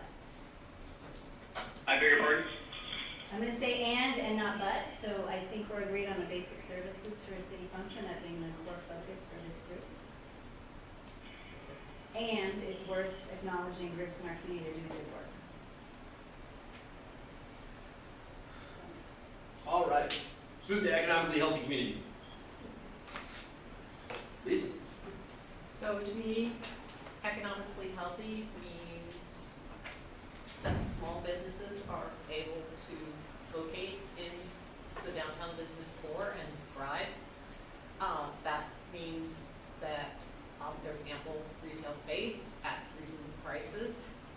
That means there's ample parking. But it doesn't mean to me that this economically healthy community, as some people might hope, is necessarily going to move the needle enough to solve our fiscal problems, but it is going to move the needle on other things. It's going to move the needle on sustainability, because people don't have to go off the island to obtain necessary goods and services, and it's going to move the needle on building community. It's because you run into people at the grocery store. You run into people at Island Books. You talk about commonalities. If there's not space for that to happen, if it's just top to bottom residential, people come home from work and leave in the morning and never have any reason to engage. And like I said, no place to go to dinner or buy pet food. So I think that's what I mean by that. Like I said, not enough revenue to solve the city's problems, but make it, and so what the city can do with its zoning to incentivize that is to, as I said earlier, and as the community has expressed loudly, redraw the downtown center boundaries so that the retail core matches where retail is now. Here. So creating that full service community idea, and Craig, kind of even to one of your earlier issues, you have the idea of not just a place to rest your head, right? This is a community that you can fulfill a lot of your life in. That's it. It's just, to me, maybe just a point of clarification. It's not so much redefining the town center boundaries, because it is what it is. I think what I heard is that there's a great deal of interest in changing or relooking at the retail frontage requirements that we now have. And I agree, we need to do what we can to help our small businesses. Having a small business, whether you're on Mercer Island or Seattle or whatever, it's a tough thing to do. And so we need, as a council, there are policies that we can at least look at and maybe enact that will help the small businesses.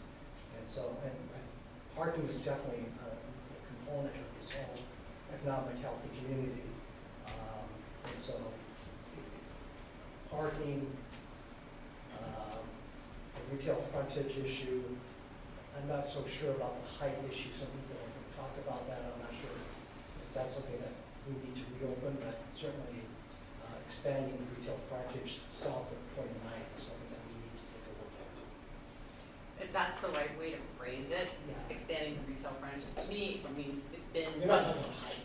No, I'm talking about just, like I said, make it so that there's, let's just use a real world example. If the Island Books area gets torn down and rebuilt, there's still retail there, but it's not ground floor to 4 or 5 stories residential. Right, and the retail frontage is what that is required in the northern part of the town center. That map doesn't go all the way down south. Right. One of the things that's expressed as a concern. So, Yeah, and I feel like it should match where retail is now. So Dave, then Wendy. Sure. So please stole my thunder again. I'm going to be quicker on the draw next time. Yeah, you gotta be fast on this. The one thing I'd add that I think is sort of understanding both sides of the coin. So one is obviously demand from residents and off-island shoppers, but also what makes economic sense. I might love X, but that X doesn't make economic sense. So really trying to push for X doesn't really make any sense. I also think sort of understanding the needs of the community. You talk to one person, they say, I never have trouble parking. You talk to the next person, they say, there's never anywhere to park. So I think, kind of understanding more of the data there would be helpful. Excellent. Wayne? Okay, so +1 on the retail frontage, and also I've heard that we can look at some other tools like expediting permits through our development group when retailers are trying to open their doors, doing something to condense that time, looking at Evan from 6 months to 4, whatever those process improvements with lending could be. That's something we can do to help. And then also looking at small businesses that are run out of homes, whether it's piano teachers, chocolate makers, mental health therapists, how we can kind of capture that information and, understand what's happening and making sure those business licenses are done, and that, we're able to make sure traffic in those neighborhoods are also taken care of. And that kind of leads to that Airbnb, VRBO discussion we started to have last year. Maybe this is the year to wrestle that, if we're not. But those kinds of home-based activities are something to consider as we talk about the economic activity, not just in our town center in the south end, but everywhere in between. That's great, thank you. So Benson, then Craig. I was just gonna say that I know that there seems to be a lot of support for doing something in terms of economic development on the council, and I certainly am there. I guess there's also a realization that none of us are experts, and that if we go this route, that resources need to be devoted, whether or not it's an economic development coordinator, whether or not somebody that help us to draft an economic plan. I don't think we have the in-house expertise, and so it's just that realization that to go this route, we're going to have to devote assets and resources.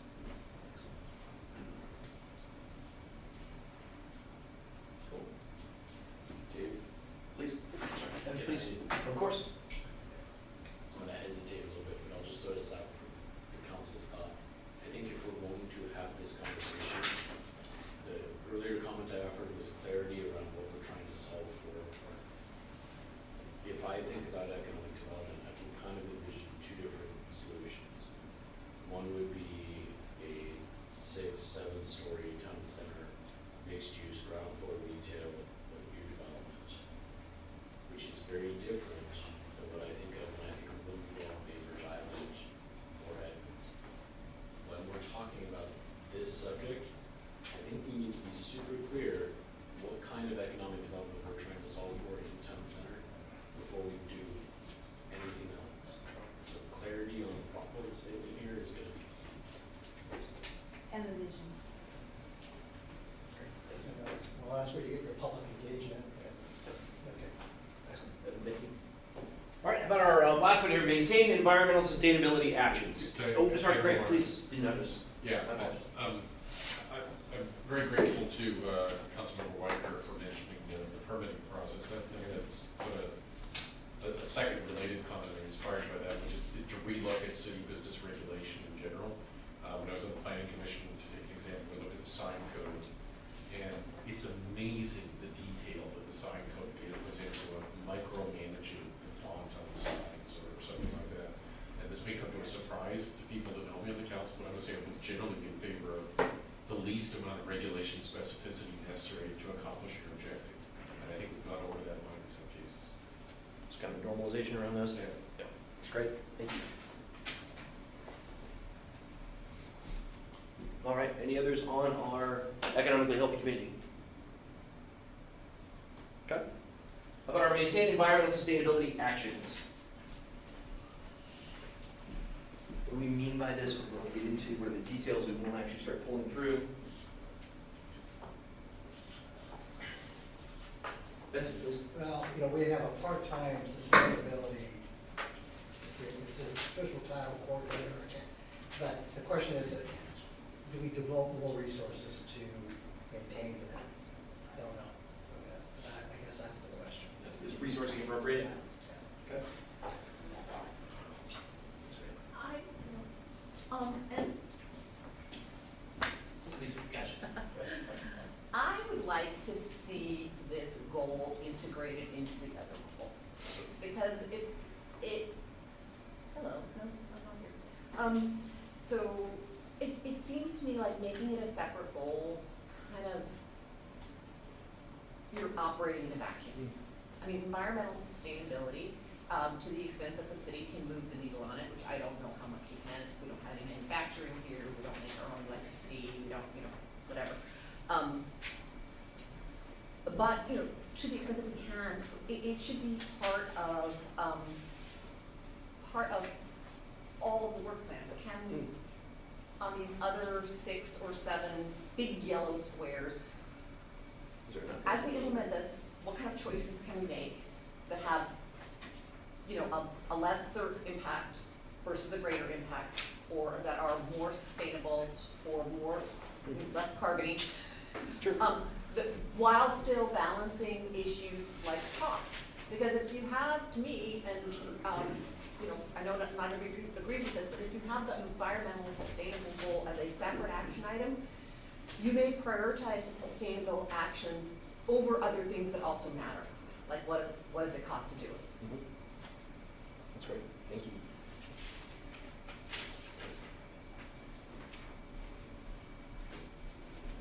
And, you know, I mean, to that end, it may be more sustainable to run a fleet vehicle for 7 years than to replace it with an electric. It may be more sustainable to encourage older houses to stay up than it is to encourage people to tear this down and build new but green. How would that fit in economically healthy communities and sustainable communities, how would that fit into city services? And I don't have an opinion about any of those things, but I'm just saying that Should that be the those are consideration? questions that need to be asked, and they can be asked in a more integrated and organic way if sustainability is a current that runs through as opposed to a separate goal. Thank you. Celine?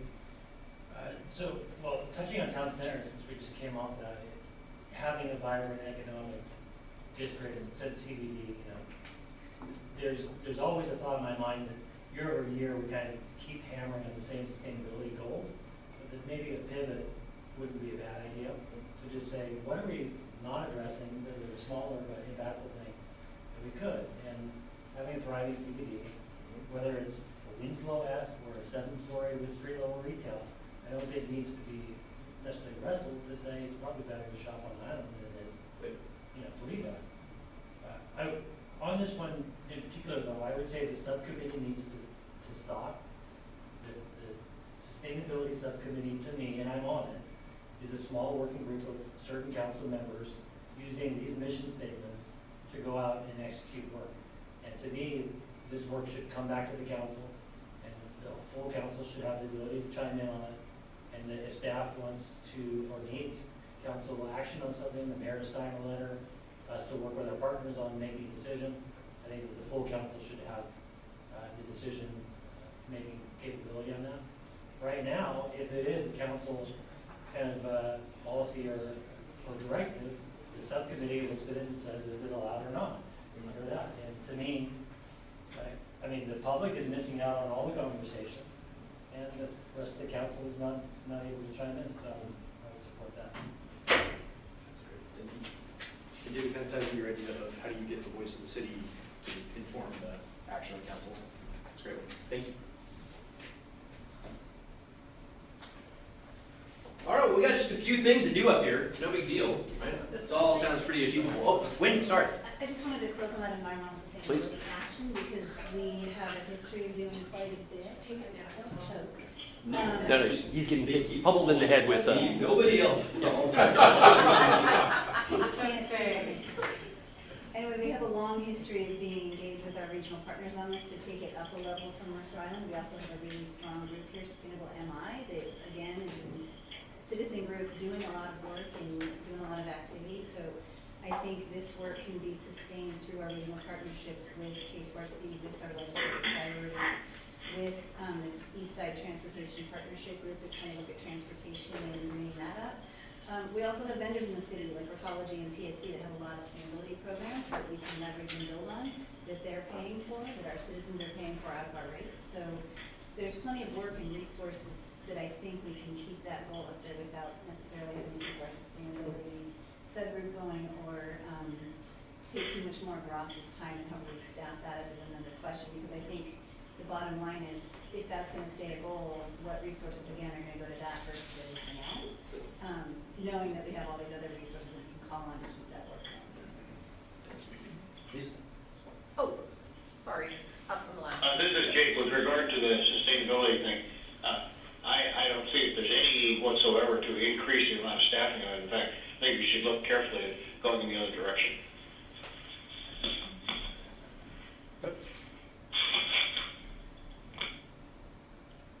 great, please. I agree absolutely with Lisa and others that have said that this needs to be integrated into city functions and be part of city decisions that we're making elsewhere.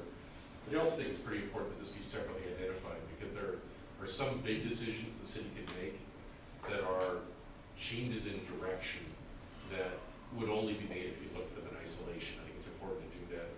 I also think there's some fundamental actions we need to take that merit having this be a separate goal on its own, such as development of a climate action plan, which we still haven't really done.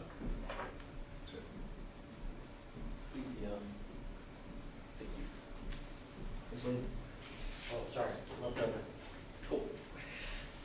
They need to go down automatic.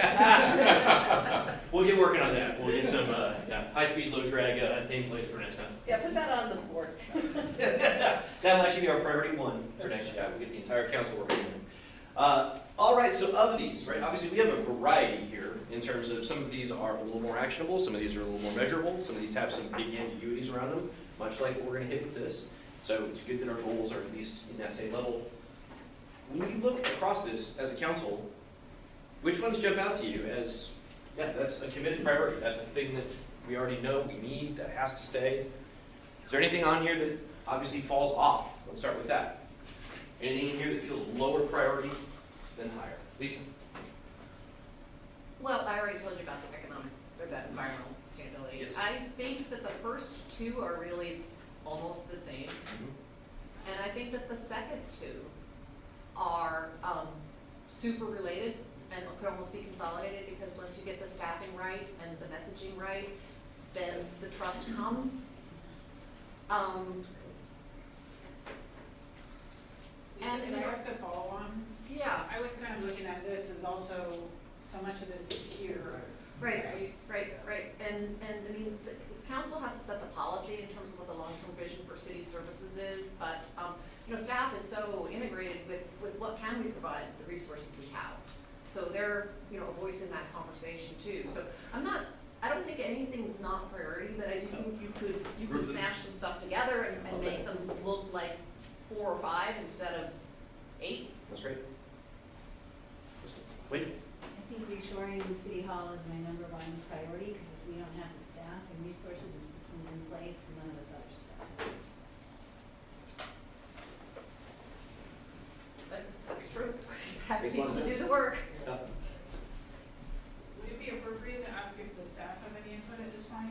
I do, I see Betsy, saw your hand on there. No, I guess, you know, to Jesse's point, I think the enhancing, well, the reshoring of City Hall Foundation, certainly, in my opinion, certainly falls within this whole fiscal sustainability discussion.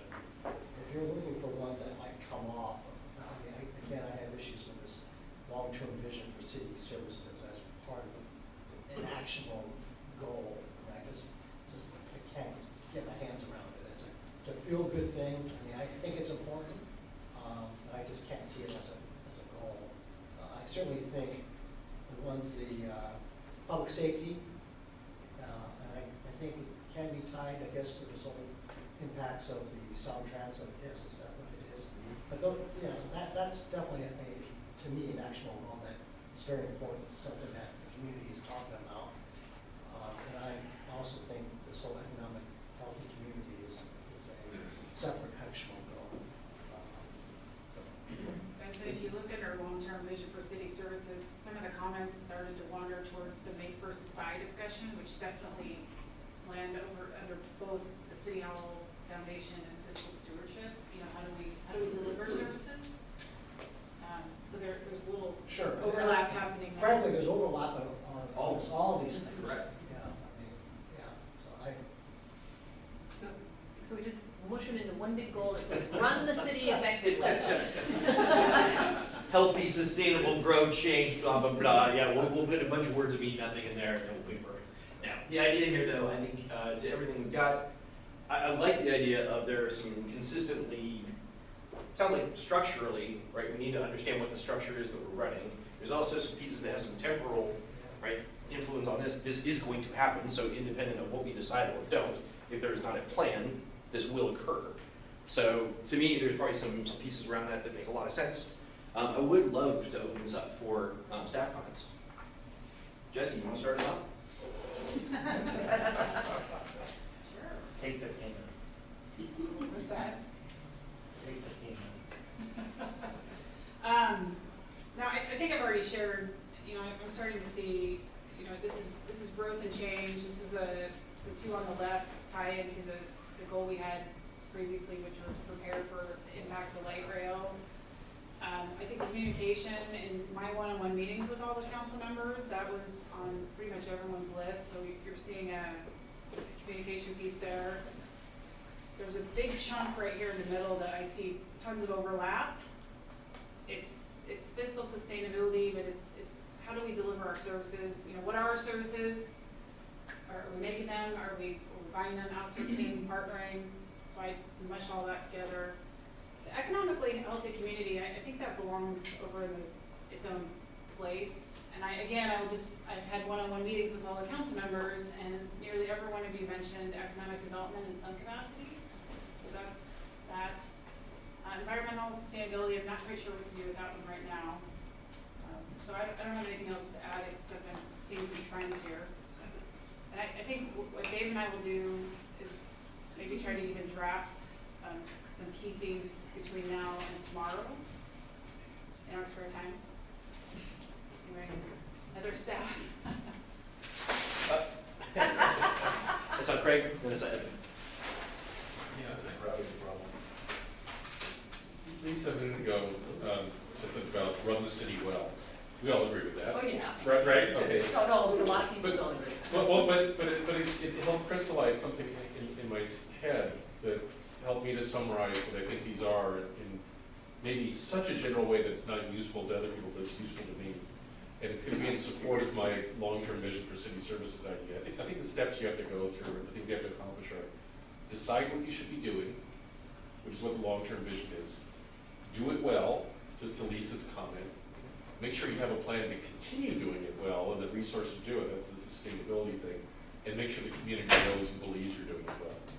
And I think those are really the four things. And if we keep our eye on those four balls, I think we're home free. But to me, the decide what you should be doing is the root of it all. Great, thank you so much. That makes a lot of sense. Excellent. Evan. So echoing a theme a little bit, I think a couple of these goals are actually preconditions for the rest, right? So reshoring city hall, fiscal sustainability, stewardship. If you don't have those, you really can't do anything else. So I tend to think this is probably a critical path type comment.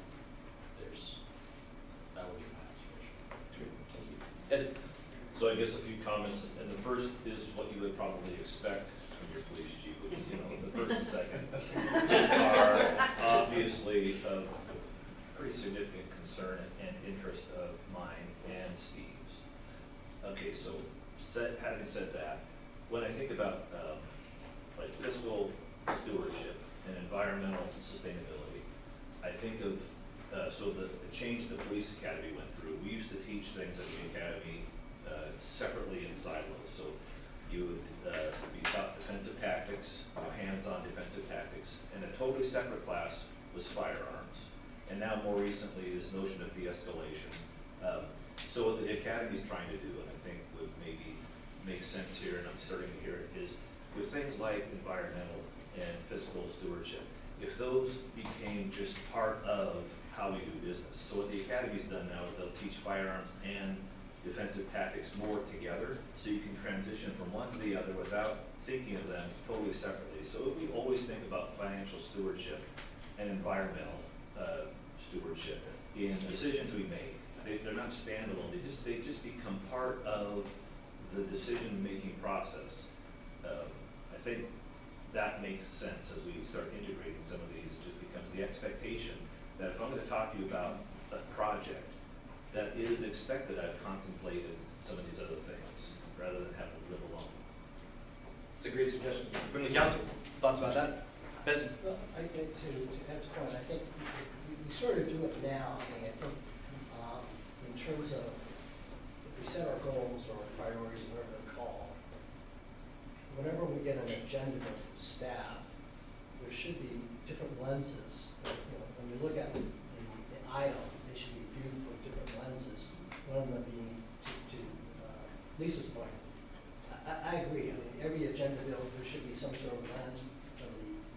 environmental sustainability perspective, clearly from a fiscal stewardship perspective. But that way, everything is viewed, holistically. And I think that's what we need to, I think people want to see if a particular agenda bill is meeting a particular goal that we've set. I think that can be done by staff. I mean, they do it already. I know that on the agenda bills that they mentioned, maybe that needs to be highlighted or something. I think that's Yeah, and I, like I said, that as having these themes as something that runs through all of the stuff that we do, I think is so smart. I mean, Jake and I did do an office hours last week and got feedback from community, and somebody was talking about solar panels, and somebody who seemed really smart and technical said, well, you need to do a measurement as to whether or not you're going to produce enough power in a clean way to offset the dirty carbon footprint that it took to make the solar panels, and also the disincentive or the financial harm that it then causes PSE because they're not selling power. And I'm like, yeah, so holistically, that's how you, but if it's just like be green, it's like put solar panels on every roof on the island. And so there's two very different analyses and thought processes and potentially different outcomes. Kind of thoughtful sustainability versus reactionary sustainability. Never heard it put like that. So we did look at STAR communities, and STAR communities was a framework for smart cities on how to look at decision-making within the context of best practices and across about 39 different metrics. And it had all these things. The problem is the STAR communities program got purchased by Leeds, and then I don't think it ever resurfaced as anything different. But the concept was a really good one, and as I think back to it, at the time we discussed our communities, I don't know if it was you, Evan, or your predecessor, was saying, oh, we could create our own framework, or we could do this within the context of ourselves. Tacoma might have had a program that they grew from the ground up. But it's that idea of like having a management principle processes that look at inclusion and equitability and sustainability, all the different metrics that go through in decision making to allow every decision to get the benefit of those things, not just when you're looking at solar panels or you're looking at, a garbage contract's a great example, right? That those things have more sustainability impact than many other things that we do. Well, this was phase one of our piece of themes and goals. We will revisit this again tomorrow. We have dedicated time for this, but we'll get a little bit deeper into how do we actually take these into actions. Jesse and I will spend time crafting these together into maybe something that feels like some options in terms of what are those kind of meaningful underlying pieces and what are those things that are kind of overarching priorities that we know of. With that, we are 3 minutes and 47 seconds just behind my schedule. Let's be back here at 2:15. I will give you a break, but I'm going to take a couple minutes back out of that. We'll start back at 2:15. Thank you.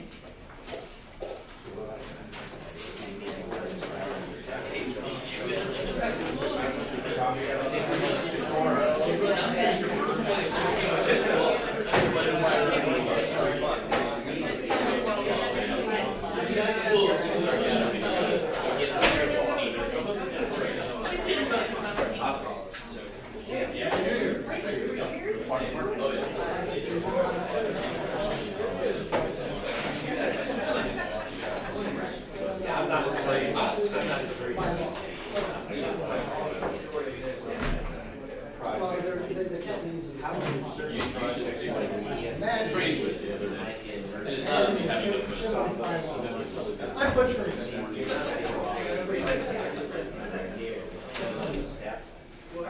So how does that happen? How did hear it? Yeah, and you're saying it doesn't sound right.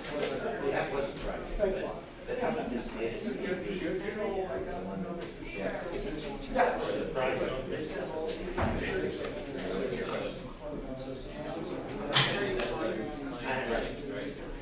where did that come from? That came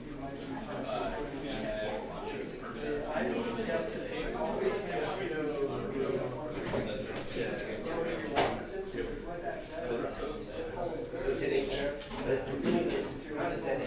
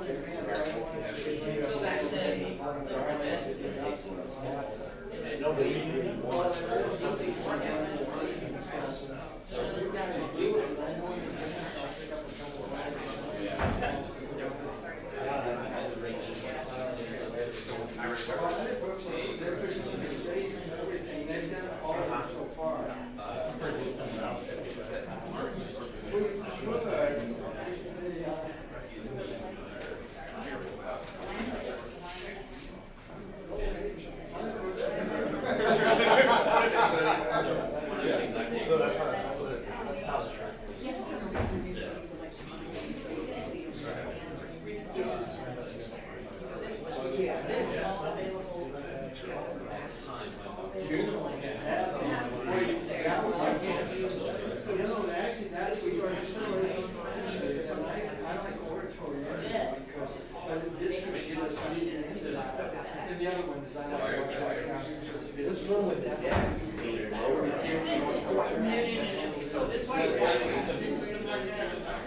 No, I understand that, but if they need 12 more inches,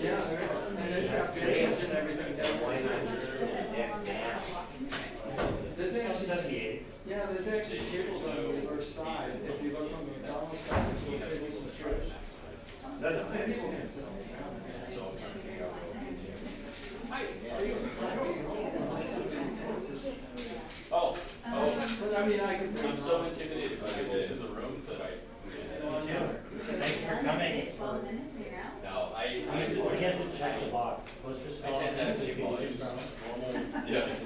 He can solve his own problem, so it's. And then the thing I do with the camera, like inappropriately, like self-conscious, that's been sending really. Yeah. So you reach back and you just first move like that. You didn't ask permission, because HR, you gotta say permission. Yeah, well, holy shit.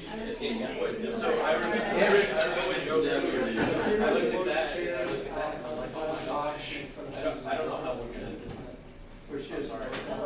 Honest reaction, I don't know how we And can. then traffic speeds are higher. That's all. You'll find that out soon. No, I can see that, yeah. I hope so, somehow. Out of here. I like the new shoe. Yeah, right? Which is new. Come on, you're full of it. I came on the seat. End up with it at the end after that. Well. Celine and Wendy also. What's gonna be better? What's gonna be better? If he's gonna miss Sunday afternoon. No, I'm not doing it. you. Yeah, I've been. So I guess research back to the solution. Town center, all that together. Like over there. Are you happy? All right, nice. Hey, thanks for doing it. You bet.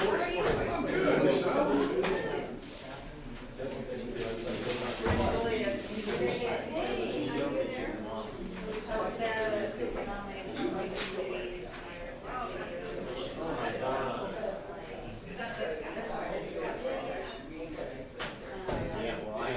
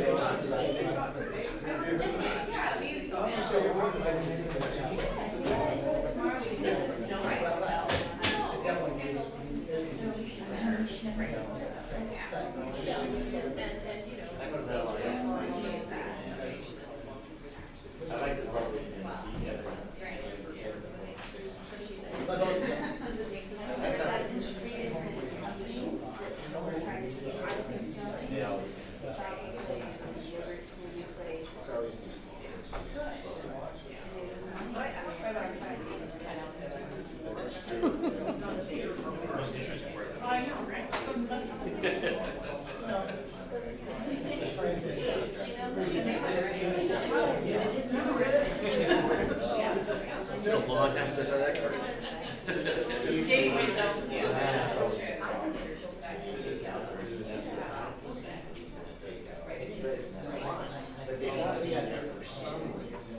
So what did we lose? And he's not looking at what we lost. Maybe I think some of it's bad, like some of it we're losing something, and that's fine, but that should be measured.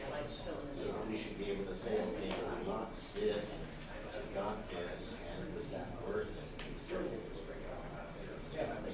Yeah, but that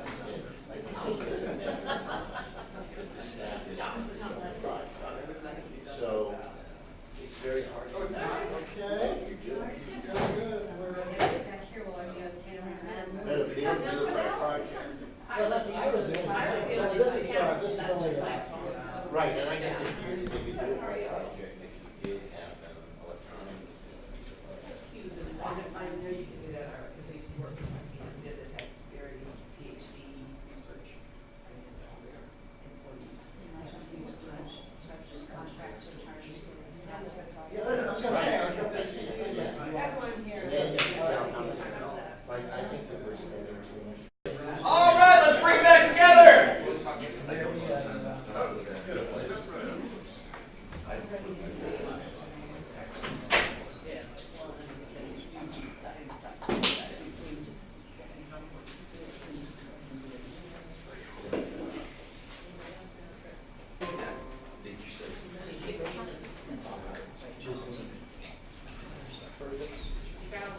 All right, welcome back, everyone. How you feeling? We're 2 hours in. Cool. All right. Now we get to my favorite part. Jesse, thanks for stopping me before, because now we get rules and procedures. This part is what I was looking forward to the whole time. There is So- something Woo! wrong with you. So let's be clear. Here's the way we're going to handle this. Okay. The idea is let's go through clarifications, questions. Anything that you guys have prepped, anything you guys have actually had in your noodles, in your review time of this, anything that we want to go over, let's open that up to the floor. If you have specific areas of clarification, we'll start with that. hey, David. Please. Oh, Vince. Oh, yeah. Updates. Sorry, I promised you. No, just a couple things. Yeah. So, working with Wendy, this is all pertaining to the proposed committee assignments. So, basically, I've already shared with each city council member. I just want to make it, I guess, let you know. So these are the final committee assignments. So for Lisa, it's the Utility Board, Open Space Conservancy Trust, the WRIA Salmon Recovery Council. For Celine, it's the Renton Airport Advisory Committee, Arts Council, Sustainability Committee. For David, it's the MISD Superintendent Advisory Council, the alternate on the SCA PIC, the MI PTA Advocacy Committee, and also on the Disability Board. For Jake, you're still on the phone there, it's the Parks and Rec, East Side Transportation Partnership, and the Disability Board. Craig, it's Sustainability Committee, East Side Transportation Partnership, Safe Energy Leadership Alliance. Wendy is the K4C person. For myself, I'll be the representative for the SCA PIC, and also on the Sustainability Committee. Wendy and I tried our best to make sure that everybody got either the first or second preference, and so hopefully, I think we did do that, and thank you so much for stepping up and being willing to serve on these committees. Another change I just want to quickly make, or at least announce or tell you folks, is that I think most of you guys know that historically, the mayor and the deputy mayor meet with the city manager prior to the city council meetings. And so what we decided to do, because we want to make sure that this process is open, is that, I'm not sure if Amanda's going to be sending this out, but the idea is that these pre-council meetings will be open to city council members to join us. There'll be one council member joining Wendy and myself, and so this will be on a rotating basis, and I guess it's a matter of setting a schedule. Anyway, that should start up, I think, maybe next month. And so, just to clarify, I would never characterize these as pre-council meetings, but they're planning meetings for running an official council meeting. It's not a content discussion, it's how do you run a meeting discussion. Thank you. What do you put in that? And they're at 7 o'clock in the morning. That's a great time. To sweeten the pot, Wendy, well done. That late in the day? So, again, it'll be open to those who want to join, and it'll be on a rotating basis. So, again, either, I think Amanda will be sending out kind of a calendar for people to sign up on. Okay? Excellent. Thank you. Mr. Mayor, the committee assignments are going to email that around as well, I hope. Yeah, Sure. we actually need to bring them to the council meeting on the 4th to Okay. put them in the record as well. Okay. I think it'd be good too, I mean, if you don't mind a suggestion, to post it on the website, like, just as an announcement. The committee assignments. On this, yeah. After the 4th. Yeah, after, Okay, I'll email them. for the 11 people who go to the city website, I don't know. Wendy? So as part of that, Celine talked about maybe disbanding the sustainability committee. Are we going to talk about that in this? Yep, we're gonna do that. Okay. So what's on the screen, what's also on the wall, are just the ideas that were shared with me in the one-on-one meetings I had with all of you about potential changes to the rules of procedure. This was sent in an email to you as well. Nobody else added anything. Just I thought it might be helpful to get your conversation started, to have a pre-brainstorming voice. Any additional thoughts before we get started? Then we'll go through the list. There's nothing else? Did anyone have any, particularly new council members, questions about the rules of Clarifications? procedure? Why a section is there, what it means? If yes, Ally will explain it. Okay.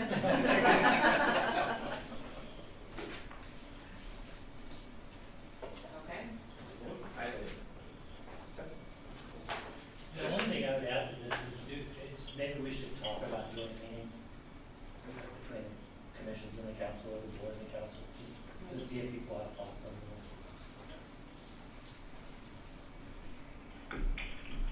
Are we going to do a page-by-page flip on this at some point? Because I have a number of nit comments on this that I'd like to get, but I don't know if now's the time or. Dave, were you going to just go one by one?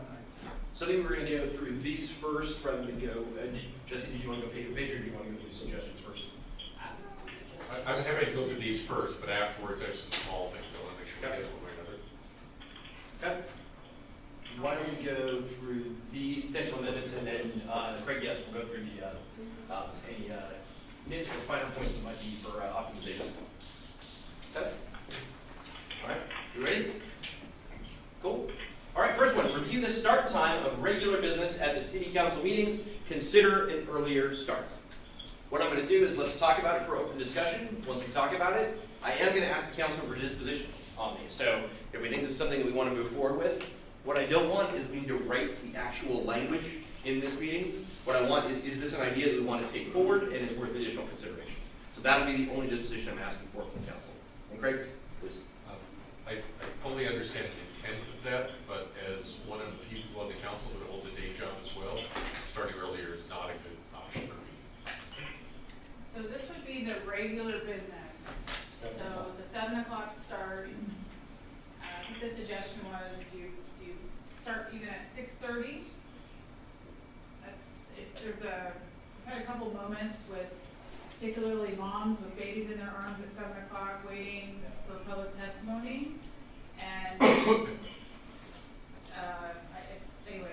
been shared as a concern, that was, I get that, and I think that's fine if something else shifts. You know, if we did a study session in the middle of the meeting, but if it just moves the study session to start at 5 or 4:30 or something, that's going to be increasingly untenable. I think the exec session just automatically jettisons to the end of the meeting.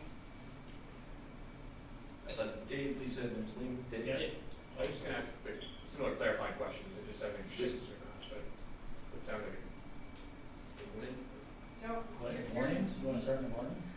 That's good for public comment. sorry, I'm just shouting over your shoulder. We have a council that all of you work down, and that 5 o'clock start appears to me to be, nearly impossible to hit. So maybe we make an agreement that we don't start anything before X time. Regular business, under this suggestion, could move to 6:30. We'll probably have to move all of our exec session to the end of the meeting. We've been splitting them up to try to be efficient. I'll let Celine take it from there. Yeah, so I would be supportive of moving regular business to 6. And obviously that's gonna move executive session to that, which I'm fine with. Hang on. Jake, sorry, Jake, we're getting a lot of Rolling Stones out of you there. Thank you. So I'm supportive of starting at 6 for the regular business, understanding that the executive sessions would probably go to the end, which is, I think, better process-wise anyway. I think that there's probably things that you can do in the planning of the meetings to try to make them run more efficiently anyway, which might get us through the meeting a little quicker, and to me, that's the biggest concern. But I think starting regular business at 6, which gets public comment starting hopefully around 6:30, might be a little bit more technical. Something to say? Yeah, so I would be supportive of starting at either 6 or 6:30 for regular business. I would not support an earlier start time for study sessions or exec session than 5. And, that pushes it, I know, for some people. If you did a study session that started at 5, I think that there's no magic number that says a study session has to be an hour. Let's make them 45 minutes. Let's not read the slides on the PowerPoint out loud. Let's assume that council is prepared and has looked at the material, and then I make the study session, 5 slides and open for questions, because that's really what it should be, to educate council, and council gets educated by asking questions about stuff that doesn't show up in the presentation or clarification. I have no problems with doing the exec sessions at the end. So whatever the consensus would be, like I said, 6 or 6:30 would be great. I just think 7 is kind of punitive to the public. That's great. So Dave, from the side, Council. Yeah, I would just ask we don't start anything earlier than 5:30. I think that it's kind of tough, and I don't think we should schedule anything knowing that there's members who can't make it.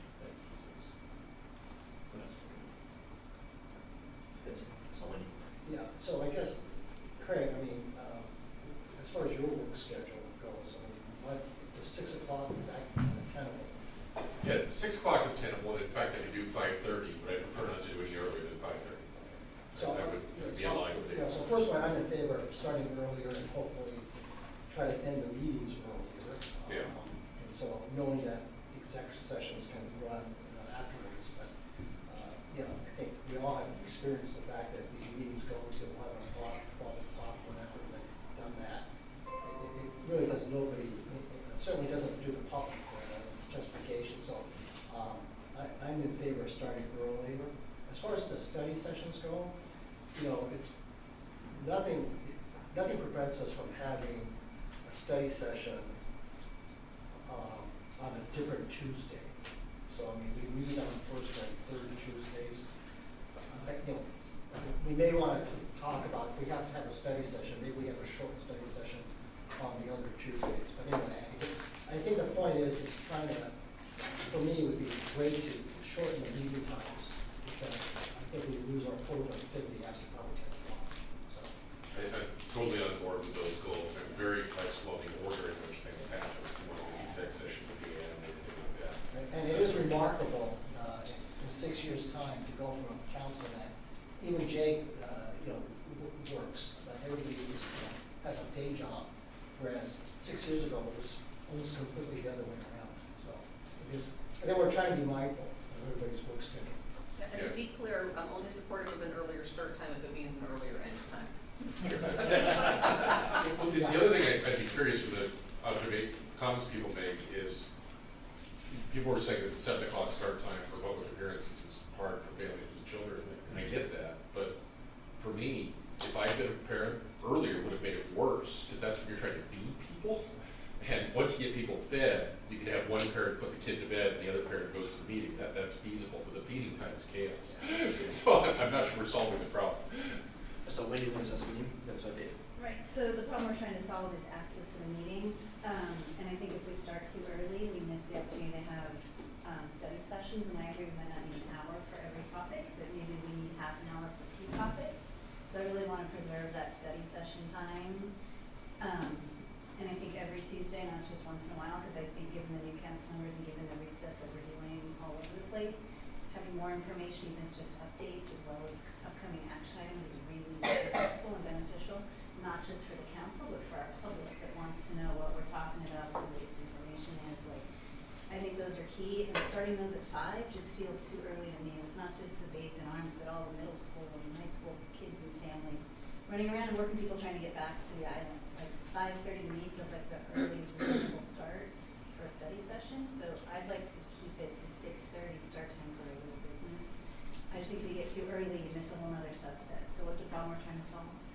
It's never going to be convenient for everybody. It's hardly convenient for us most of the time, right? So I prefer 6:30 and keeping those study sessions and tightening up the meetings so that they don't go to midnight. I hear what you're saying, that seems like a reasonable compromise to me. So wherever we end up, I don't care. I still want to make sure that we have the ability to have these exec sessions on the front side, especially when we have people that are expensive to come in and talk to us. Because we can start that with certainty, and there's a cost, to having people sitting around waiting, which is difficult to do on the backside. So as long as we can have start time that works for the public, works for us, we get done in a reasonable hour and pick it straight, and then still have people come in with certainty and be able to present in their hour. So can I make just to take a shot at this? 6:30 regular business start. We preserve the hour before for either a study session or exec session, depending on the agenda. And when circumstances warrant, which they have previously, that we need to call a special meeting, whether we need another date to add a meeting for an exec session or a longer study session, we certainly, you have that flexibility in your rules of procedure. And I would just add for exec session, I can get here as early as 3 or 4, so to preserve that predictability for the folks we're bringing into those exec sessions. Earlier for the 7 of us, I would bet we could all make work, especially if we have a little more notice, but save an exec till 10:30 at night, and those folks are paying. So let's do more of those before the 5:30 start. That's fine. It's the other piece. 3 o'clock might be. I'm hearing now that some people are still working and can't till that magic. Yeah, once in a while at 3:30 is okay, but if it's 3:30 every week or every other week, that's a lot to ask. But once in a while. Once in a while, it has to be done, and there's advanced warning. Once in a while, work from home and then get to the 3:30 meeting. You're just doing a thumbs up, sir. Just Correct, and again, to be clear for Jesse's piece, this would be 5:30, it would be exec session start, 6:30 regular business. However, from time to time, if special business were necessary, that may be, earlier pieces with advance notice. I think it's 5:30, exec session or study session. Yeah. Correct. Yeah. Yep. And any irregular business that would happen to be a scheduled and known thing ahead of time, and it would not be consistent. This is Jake. I would suggest that we maintain the appearances at sometime like 7 o'clock. And so we might be rocking along with a bunch of stuff, and then we'd put that to one side, and then let the appearances come in at 7 as they always have. I think because a lot of people who are wanting to comment have come from work, have kids, all the usual problems. So reserving comment period to a known 7 o'clock start? Yeah.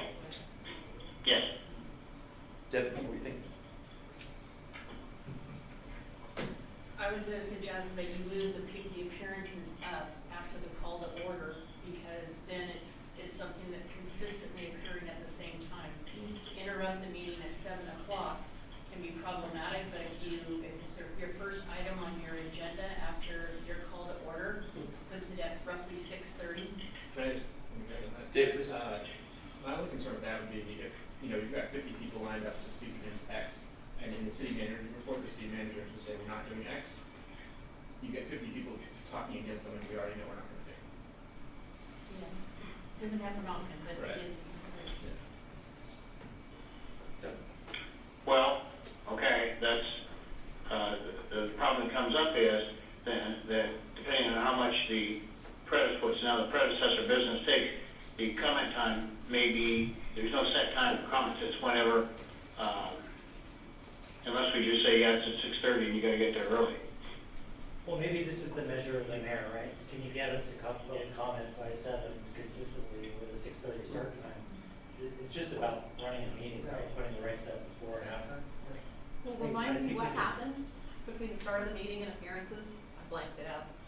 It's you're talking about consent, you're talking about approving the agenda, you're talking about the city manager report, proclamations. Okay. So those are important things that people need to get in and out for anyway as well.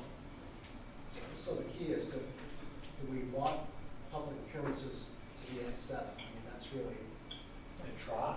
yeah, I have no preference on either. I think a fixed time of some sort is very helpful for people coming in, so they know 7's when I have to go. Yeah, that's fine, we can try it that way then. Obviously, from 6:30 to 7, we'll get through consent, we'll get through jobs and other stuff. I don't know which is better, 6:30 or 7, as long as it's fixed at 1. Yeah, I would say it's pretty disruptive if staff's up presenting to say, oh, it's 7, everyone stop, we're gonna do appearances for an hour. So I would say if I think that moving the meetings half an hour earlier is gonna solve some of the problem that you're having with people being really late, trying to make a comment. I don't think that setting the time for appearances at 7 is the right thing to do if you're starting at 6:30, but the compromise could be at 6:30, it is the first thing on the agenda. However, Dave has a very good point that a lot of times people are there to comment about things and their questions get answered within the first few things that happen, so. Well, we've seen a full house for proclamations that is cleared out. Should we, I think Celine made a good point, a lot of this is about meeting management. Do you wanna formalize the 7 o'clock public appearance, or do you wanna just charge your mayor with getting us there no later than 7 and tightening up our process?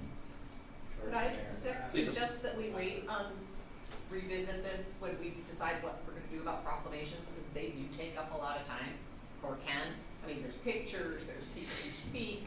I mean, you don't know how long it's gonna take. So if we find some way to streamline the proclamations process, maybe we find a way to get more certainty about the start time and the public appearances.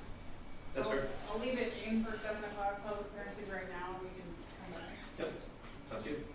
All right, our second amendment here, review the process for board and commission appointments. Consider an open vote by the full council. I'm in favor of that. I'm in favor. 1, 2, 3.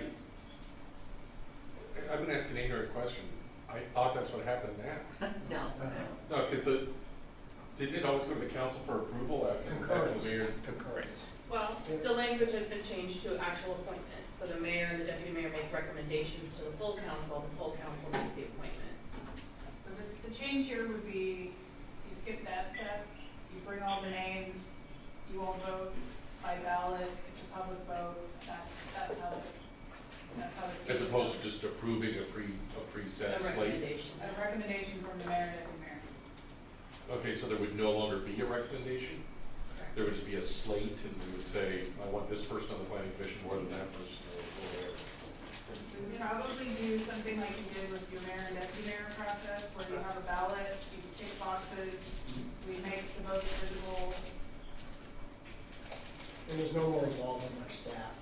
I mean, basically, people send in their applications and everybody, the entire council looks at all the nomination, all the people who've applied. Yeah, I appreciate the transparency of it, I think that's very good. I hope that there would be a process for sharing information with the council then about the candidates so we can make an informed decision? You would receive an application. I would tell you though, I am not comfortable with staff providing you with written recommendations. They have been absolutely, those are public records and it hasn't gone well, so. Yeah, and that's for recommendations, but to just make sure we get the applications and so on and so forth. You get them regardless. Okay. Yeah. And the only thing I would say is that I would prefer they not do a roll call count of the, it's fine that the ballots might be public documents, but if we could just announce the majority winner of the balloting, because I don't want the public to look at this and see, you know, Who's choosing who? 4-2, 6-1, blah, blah, blah. Just, you know, if somebody rose to the top. Can't imagine there's a tiebreaker, but I guess if somebody didn't show up, you need that. And then you have the documentation, right? If somebody wants it, they can put the requesting for it. I saw 3 council for this. Do we have a 4th? Yes. Fantastic. 5th. Excellent. 4th and 5th. All right. And what about this Lynn's last point there? We'll do a ballot, but we will read the total. When? Yeah, I'm worried about, transparency is great, but so is the risk of exposing people who are trying to apply for these commissions, turning it into a popularity contest or some sort of political thing. So keeping it to this level of decision, but also honoring outcomes versus process is better. So however that balloting needs to work, I think it's great because we can all evaluate candidates on their merit, and I would encourage us to be positive and appreciative of anybody who puts their name forward to serve. Yeah, I don't want people to get their feelings hurt and listen to no votes. I mean, I was the last person picked on the dodgeball team every time. Right, right. So I think outcome would be good. And I mean, God, I love these people. It's volunteer positions. I mean, let's not do anything to hurt feelings or insult people. The pure fact of the matter is that there's 12 people who apply and there's 4 positions. There are 8 people who aren't going to get it, but.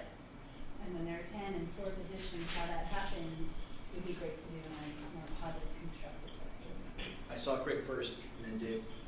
Yeah. You know, like several of you here, I went through the unsuccessful process to be appointed to the council, and got a great member in my place, but it takes a certain amount of courage to be out there and publicly be voted on and potentially lose 7-0. I worry about that happening here, so it might discourage qualified people from applying. So I think we need to make it as confidential as possible, but I think it's a question for Vio is, to what extent can we do that? And do we have to keep a record of who voted for who and what the vote count was? And Yes, we do, but, you know, there's a difference between having the record, which is public, and publicizing it to the extent that it's, you know, read out loud and, you know, put on TV and all that. So I think we can find a compromise solution, position of some sort. position that, you know, if somebody's gonna dig in and try to figure out who you voted for and who you voted against, we'll be able to do that. But to the extent that we can keep it as private as possible and as public as possible and still comply with transparency, we can find a way. the mayor is going to be standing there saying, this guy lost 7-0. What a loser. We already have that. I mean, right now, the council still votes on the recommendation, so you either vote up or down. So there is a vote, so people know who you voted for if you supported the recommendation. So. Right, but you don't have an alternate to vote for. No, I understand that, but yeah. And I mean, and I think this could cut the other way too. I mean, you don't want to discourage good people from applying, but I think right now good people have been discouraged from applying because they know they have to clear the gauntlet of, not you guys, of course, the mayor and the deputy mayor, and they don't even have a chance if they don't get past the 2. So I feel like this would be more fair, even if slightly painful. And I saw Dave and Lee. Yeah, just to clarify, so let's say we get 20 people that apply for a position. Do we vote yes or no on 20 people, or you got 7 votes for 7 people? You typically say there's 4 open seats, you have 20 applicants, each one of you chooses 4. Tallies run, if there's a tie, you have to have a tiebreaker vote. That's how I've done it in the past. Everybody with 0 votes gets out, and people with 1 or more votes gets into the pool for a second gonna say, we've done this before in sort of other organizations, so finding out how other organizations have done it and following suit. SCA comes to mind. Any further commentary? Sounds like we are. So while there is some procedural pieces in terms of how this will be done, in general, we are all for review the process of board commission appointments, consider an open vote by the full council. So, just sort of jumping ahead, as we go through this exercise, the game plan is what, Jesse? Is it to draft potential changes to the procedures before we do them? Correct. Yeah, we will bring back the written amendments. I'm not sure we're gonna make it by February 4th, but we'll be aiming for the 18th for sure. Some of these will require ordinances also. All right, discuss whether or not city council members may join the council meetings remotely. The technology for the council chambers is limited.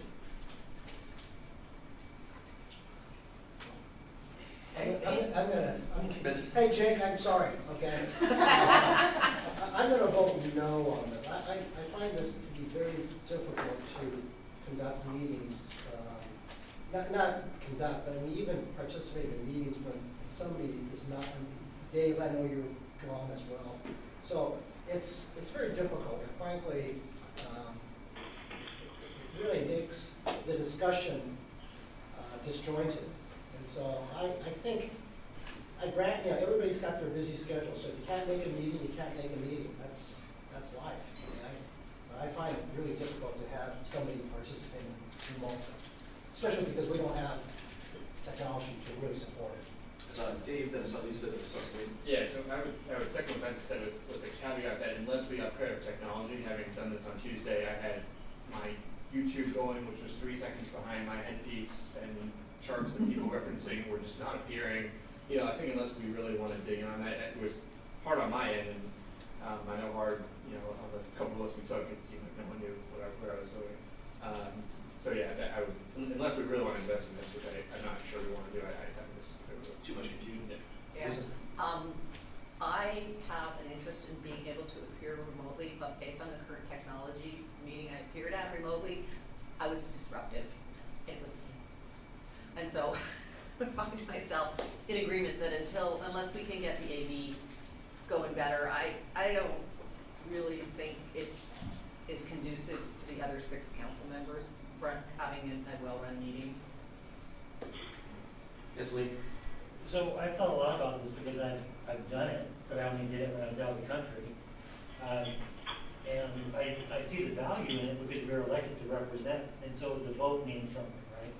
Having 7 votes doesn't mean something. So I wonder if the council is as concerned about somebody participating in the meeting remotely as they are voting in the meeting remotely. And do you parse the two? It's not that they couldn't be watching the meeting and absorbing the information and casting a vote, but from a technology perspective, we don't have a way to seamlessly let you enter the conversation, leave the conversation. But we could look at the voting part of that section. Well, I think that would be something worth further discussion. I'd also like to caveat that we do typically dial people in for executive sessions, and I think that's still fine. And the other thing to understand is that many of these things span multiple council meetings. We had 9, 10 readings of the residential design standards. Is it 10? You got 10? Did you have 10? 10 or 11. Yeah.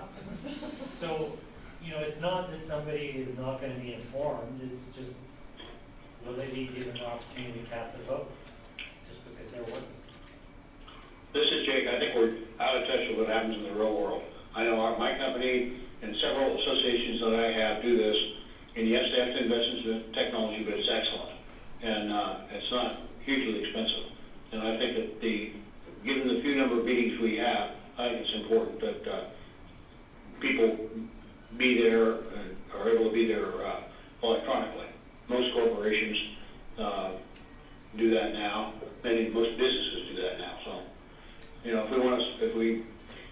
if this is just too difficult, we can't do it, that's somebody's opinion, it's not mine. Well, the only thing I would say to that is it's not just the technology on the council chamber side, though.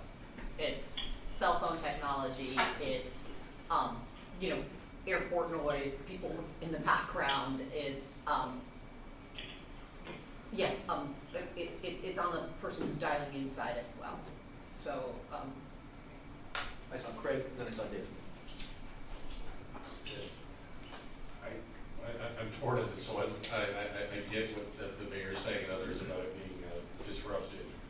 I also, as somebody who occasionally travels by business and would like to not lose my voice.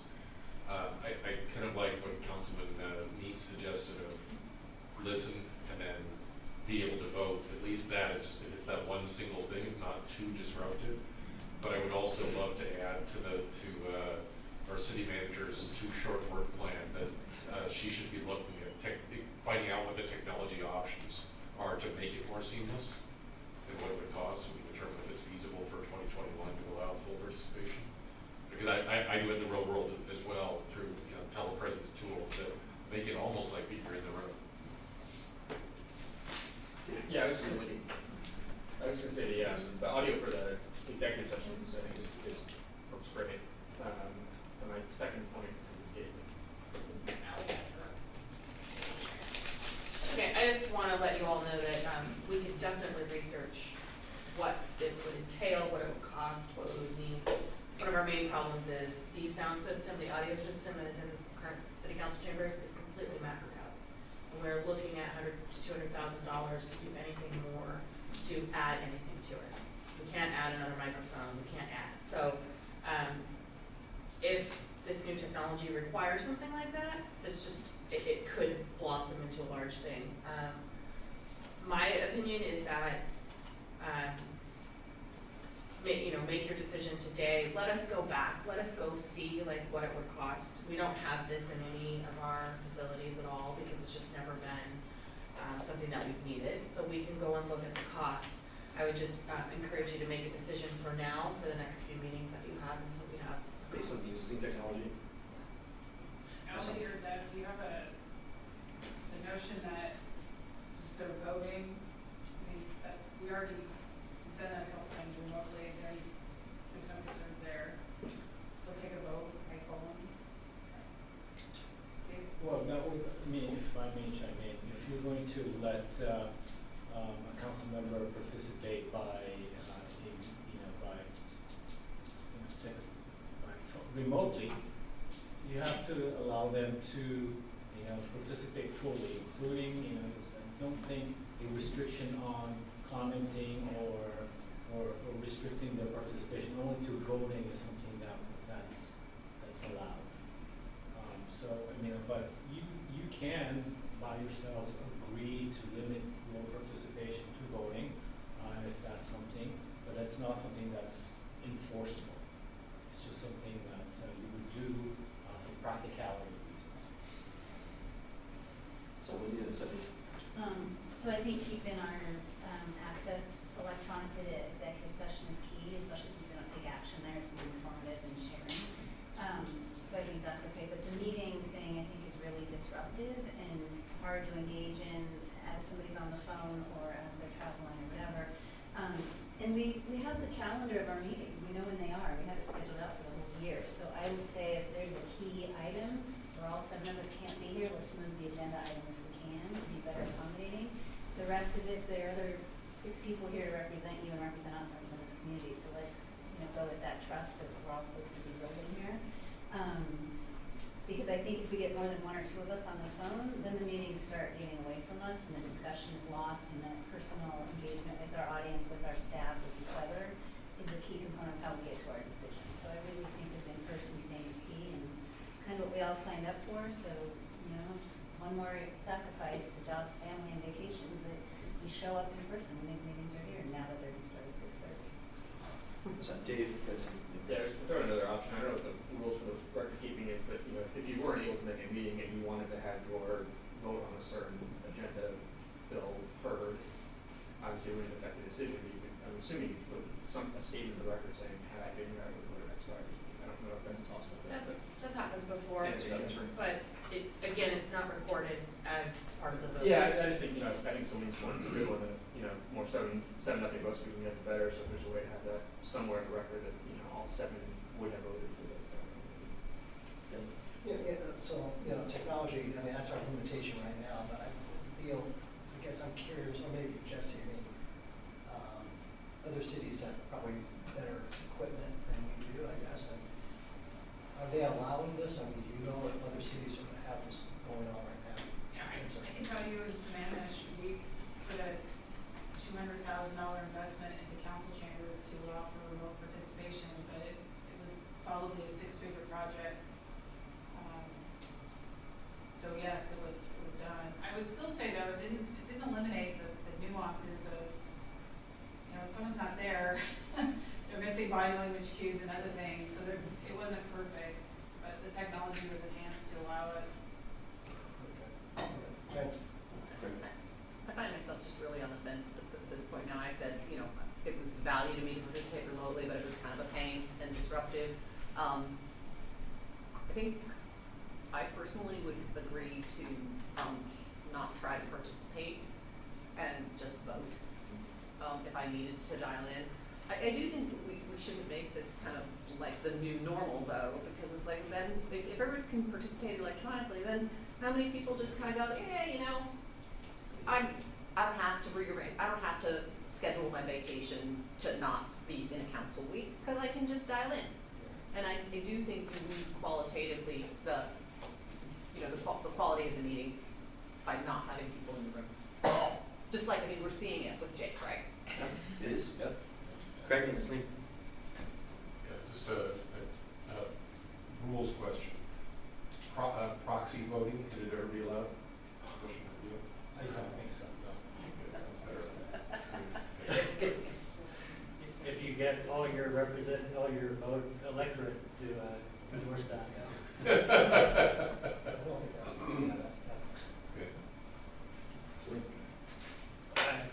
It sounds to me like there's enough support to explore it. What I would say is, because my company, we use Teams, and I know the city uses Teams, Microsoft Teams, if you could specifically ask them to look at Teams, and could they implement that in council chambers, I think you could do this resoundingly less than six-figure, so five-figure max number. And in addition to that, you get upgraded stuff. I mean, we know in 2019, our AV system rebooted in what, 75% of the meetings? It's not just that this is going to be the straw that breaks the camel's back. The camel has a broken back. So let's look at it, in my view, and let's look at Teams, because I think that with chat, with the video, with the way that Teams is set up, this is not that difficult to do. And Lisa? Oh, sorry, still up. So Jesse, I think we've got two types of pieces here. One is under current technology, we've got a review independent of any other investigation. We also have this idea of should we investigate additional technologies to improve this experience. Would it be fair to vote on those two separate pieces for disposition? Okay. So how about this first one? So discuss whether or not city council members may join meetings remotely with current technology in the city council chambers. Who's for allowing a remote to join? 1, 2, 3. With current technology. With current technology. And Jake's 1, in 2, 3. favor of it too, I think. Yes. 4. Okay. May I make a suggestion also? Please. Why don't we talk to MRSC or AWC and see what other people are doing? Because we ain't the first ones that have had this discussion, I'm sure, and we might as well benefit by the learning curve others have developed. That's great. Now our second piece here, is it worth investigation into an upgraded technology suite for doing more robust meetings? 1, 2, 3, 4, 5. I think we have full assent on this. Yeah. Fantastic. All right. With full video feed, no. That's a stipulation. No jammies. There you go. All right, our next one. Consider scheduling additional council meetings, for example, twice a year, where citizens can discuss items with the full council and not be limited to 3-minute public comment restriction.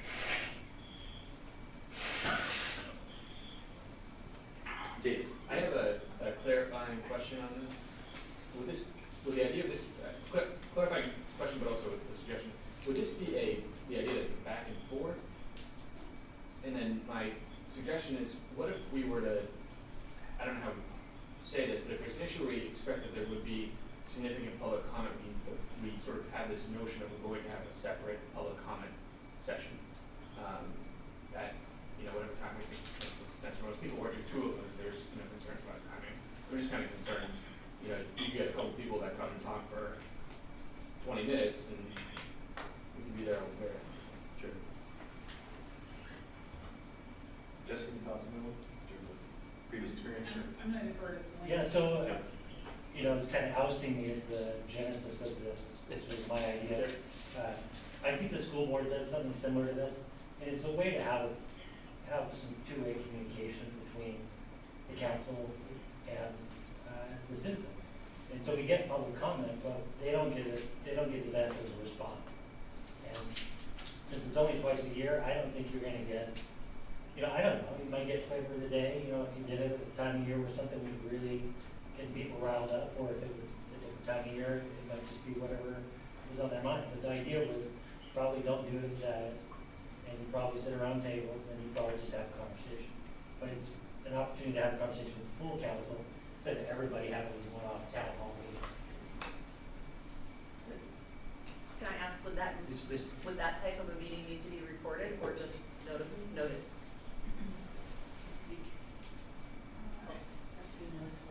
Yeah, it has to be noticed, there's a form there, we're not probably taking minutes like we take for a study session, so it's like a town hall, but if all 7 of you are there, it's a public meeting. Right, but nobody has to be able to access a transcript of it or anything? I guess we don't have to. Well, Ira's gonna record it. Well, Ira will. But he doesn't file his recordings in the city public records repository. At least there's no legal requirement to record it or take scribed notes. Yeah, there's no legal requirement for a transcript, there's no legal requirement to record. All you have to have is a set of minutes. You have to notice the meeting and then have a set of minutes which gathers any action that is taken. So if all of you are just there to listen and talk back and forth, that's really truly a town hall format. And then the minutes just reflect maybe the topics that you discussed, and that's it. Okay, then that makes it less procedurally cumbersome and sounded pretty good. We would want to do that. I guess another question would be that, would we put topics out, or would it just be, our ears are open, come and tell us what's on your mind? Yeah, so what format are we talking about? And are we all sitting up there waiting like sphinxes as usual and then fire back all 7 of us, or sitting at tables round robin? Like what town hall, how do you, all from our engagement, I didn't know that on my own. How do we all? Well, part of the idea behind this is that we can't, as a council, make it incumbent on staff only to be responsible for communication. And if we can't, as a body, figure out how to have a meeting twice a year, what we're gonna at least get people kick-started on, people are gonna talk. People are gonna show up with their own issues. I don't think it's gonna take much priming of the pump, but if you wanna do it, I'll prime the pump, right? I can prime the pump too. The meeting Staff before, can help you just say, these are some topics that we might be ready to discuss. And we bring staff in. You could have a process whereby the public could submit items so that staff could prepare some material so council is not uninformed. But I don't think this is like a big planning exercise. It's just a conversation. It is and it isn't, because it's also staff and city business and public records, so. Well, there's not going to be any staff presentations involved. Depends what we're talking about and who's saying what. I don't need any. If you need them, then, So Craig and then Vincent. I'm intrigued by the idea, and I think it's pretty clear that the community values more communication and transparency. I wonder if there's a slightly alternative situation, which is to build on what Jake, and more recently Jake and Lisa have done. Just, on the non-council weeks, maybe we just have 2 members of the city council say, we're gonna meet in council chambers from 7 to 9 for a town hall, and we just take turns doing it. And you don't need to have the full council there, just a couple people, maybe a couple, 3, who knows, and have somebody there every other week all year long. That's a little much. No, but actually, that idea has been, it's been discussed before, but I don't remember how long ago, but again, it never happened. And I think it is important to find different ways to engage the community. And so I agree with Slim. I don't think this is something that needs to be planned, a lot of planning, because frankly, what we want to do is just listen to the community. We're going to raise questions. questions. If you don't have the answers, you don't have the answers. You just tell them you'll get back to them. But, you know, I'm not sure if we all 7 of us have to be at one meeting. You know, whether that's 2 council members or 3, but yeah, you know, schedule it over a year, but. Yeah, maybe it doesn't need to be every other week. One It could be a quarter, but- I mean, or something, but, instead of twice a year, maybe have 1 a quarter, but I think something like this at town hall makes a lot of sense. I think people. Well, I think there's some value to having all 7 council members though, because Well, aside from the 7, I mean, conceptually, I'm in agreement to have some sort of town hall. yeah. You know, I don't know if everybody has that consensus, then if so, then we can work on whether it's 7 or 3 or 2 or whatever. And we can dial in, right? Yeah, but well, my feeling is just that people might tend to gravitate toward the meeting, if there's less than the full council, might tend to gravitate toward meetings where they feel like they're going to get a warm reception, as opposed to where they're talking to council members who might not agree with them, and that kind of defeats the purpose, because you really want council to hear all community voices.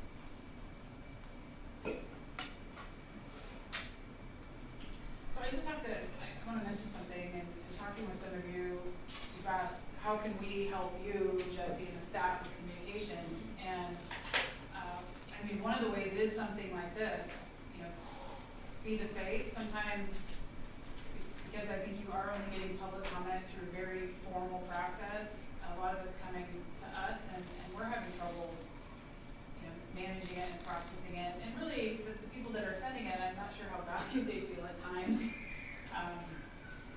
So I'm sort of intrigued by council taking some of the load on this, selfishly speaking. Shall we vote? How do we feel about disposition on this? Any additional commentary, additional questions? Okay. All right. All in favor of considering scheduling additional council meetings where citizens can come in and discuss items with the full council, not be limited to 3-minute public discussion? All in favor? 1, 2, 3, 4. Yep, okay. Fantastic. Pretty sure Jake's on board. Pretty sure, yep. Okay. Especially since we said consider. Yes. It's very easy to vote for. There's a part A and B to this one. Cool. And our first piece here, revised proclamation procedures allow for proclamations to be included in the consent agenda to save time. Along with that, and/or allow the limit the number of proclamations brought forward, have a reasonable size list. So we're going to discuss them both together. Does that make sense? Yes. Okay. Slade, please. So I had a question on this because I've seen them, like, if I go to the planning calendar right now, I can see a list of proclamations. Is that what I should expect for the year, or is that just like a baseline? And It's a training proclamation. can you just talk a bit about the process? So I think proclamations has levered up and levered down over time, maybe more recently levered up under prior leadership, as a way of bringing the community in and celebrating a variety of themes. From a staff perspective, we are overwhelmed with the proclamations. It actually takes a ton of staff time, not just writing the proclamation, but engaging with the community, getting them in, photos, the whole 9 yards. We had already started to pull back, but we wanted to be respectful of the council. You know, are there proclamations that you feel strongly about? The other thing I will say is sometimes for grants or other reasons, we have to have a proclamation. And in those cases, they could squarely just land with a consent agenda. I think Tree City USA is one where we have to annually do a resolution or proclamation. So we're looking at streamlining our efforts as well. Allie's been chasing most of the proclamations for the last year, and she's ready to blow her hair out. I'll actually, you may want to. Yeah, I mean, I think, you know, former city manager really was looking at a way to make our council meetings be more community focused, and I think it was great for a while, and then we were getting some pretty random requests for proclamations. We tried to put some language in the rules of procedure that says when we accept and when we don't, and one of those was there really needs to be a connection to the island, because we'd get random requests for, you know, dentist things, and it had no connection to anyone. So my my experience is we should be doing them for things that are important to staff, residents, council, business community, that are brought forward by someone, that are reasonable. We get some weird ones brought forward also. I think the notion of reading the entire document at the city council doesn't necessarily, or at the meeting doesn't necessarily have to happen. We can just say, the mayor can just proclaim whatever the proclamation is, just kind of that last paragraph. That's one way we can do it. We can also put them on the consent calendar if they are just the standard ones. So I think there's definitely room for making things a little more concise. So Lisa, Vincent, and then Dave. Lisa. Yeah, I have a predisposition to want to put the proclamations on the consent agenda because it does streamline and it because of the staff burden and everything we're asking staff to do, I don't think they should be chasing this. So I would put all the proclamations on the consent agenda. As a compromise, I would suggest that maybe we could come up with, every council member gets one proclamation a year or something like that. And then they write the dang memo and they get the community in if it's important to the council person. Like I said, we don't do away with them. I mean, it's still Voting Safety Month, it's still Anti-Domestic Violence Month, it's still those things, but they just stop sucking up so much resources. I think that certainly the number that we have now is just way too many, and it has grown. So I agree with that. I think we need to, maybe it'd be helpful if we had a list of all these proposed proclamations so we can actually, maybe as a group decide, maybe this one is not necessary, period. I know there's others that are not required, but there's this expectation. And I think that, I agree with Lisa. Actually, I had talked to Jess before. I think it's, if a particular proclamation resonates with a council member, it'd be great if that person, had the opportunity to proclaim it. And so it doesn't always have to be the mayor or deputy mayor or whatever. That could make any sense to me. So in any event, let's shrink the number for sure. To the extent we put them on the consent calendar, great. But I also think that there are some proclamations that are, again, people may differ on. For instance, on the Sister City Association. There's other proclamations that I think are important to the community and a large segment of the group. And I think that's important to highlight that. And it does have a way of bringing community together. And I think that's important.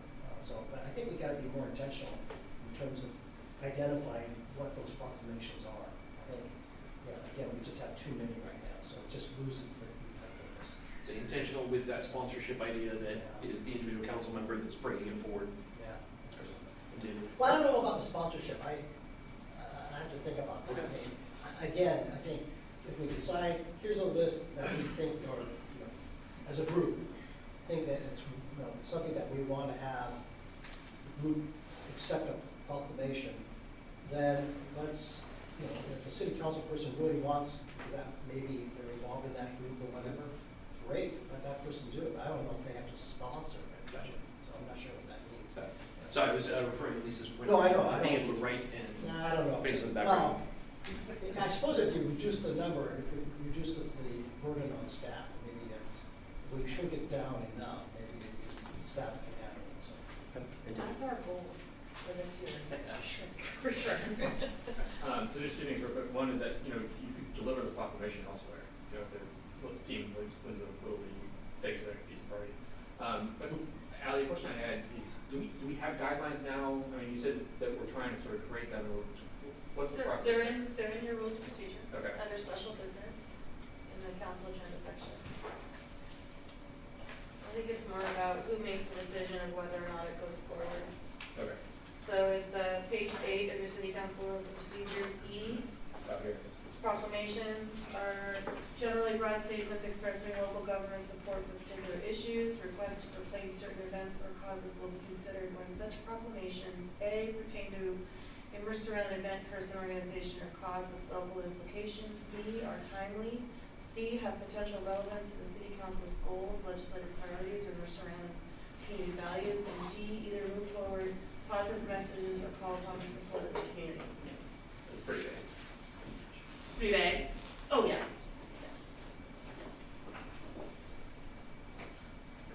I mean, we've gotten requests for a proclamation to like condemn something President Trump did or whatever, that those usually don't get very far. Just because they're not locally connected and, you know, it seems kind of, to me, would be inappropriate. So knowing this is a disposition on a revision to this, are we ready for a disposition from the council? Think so? Okay. In order to do this, so revise proclamation procedures, allow for proclamations to be included in consent agenda to save time, and or limit the number of proclamations brought forward. All in favor? 1, 2, 3, 4. Okay. Yep. 50 out of 5. So, I vote for it.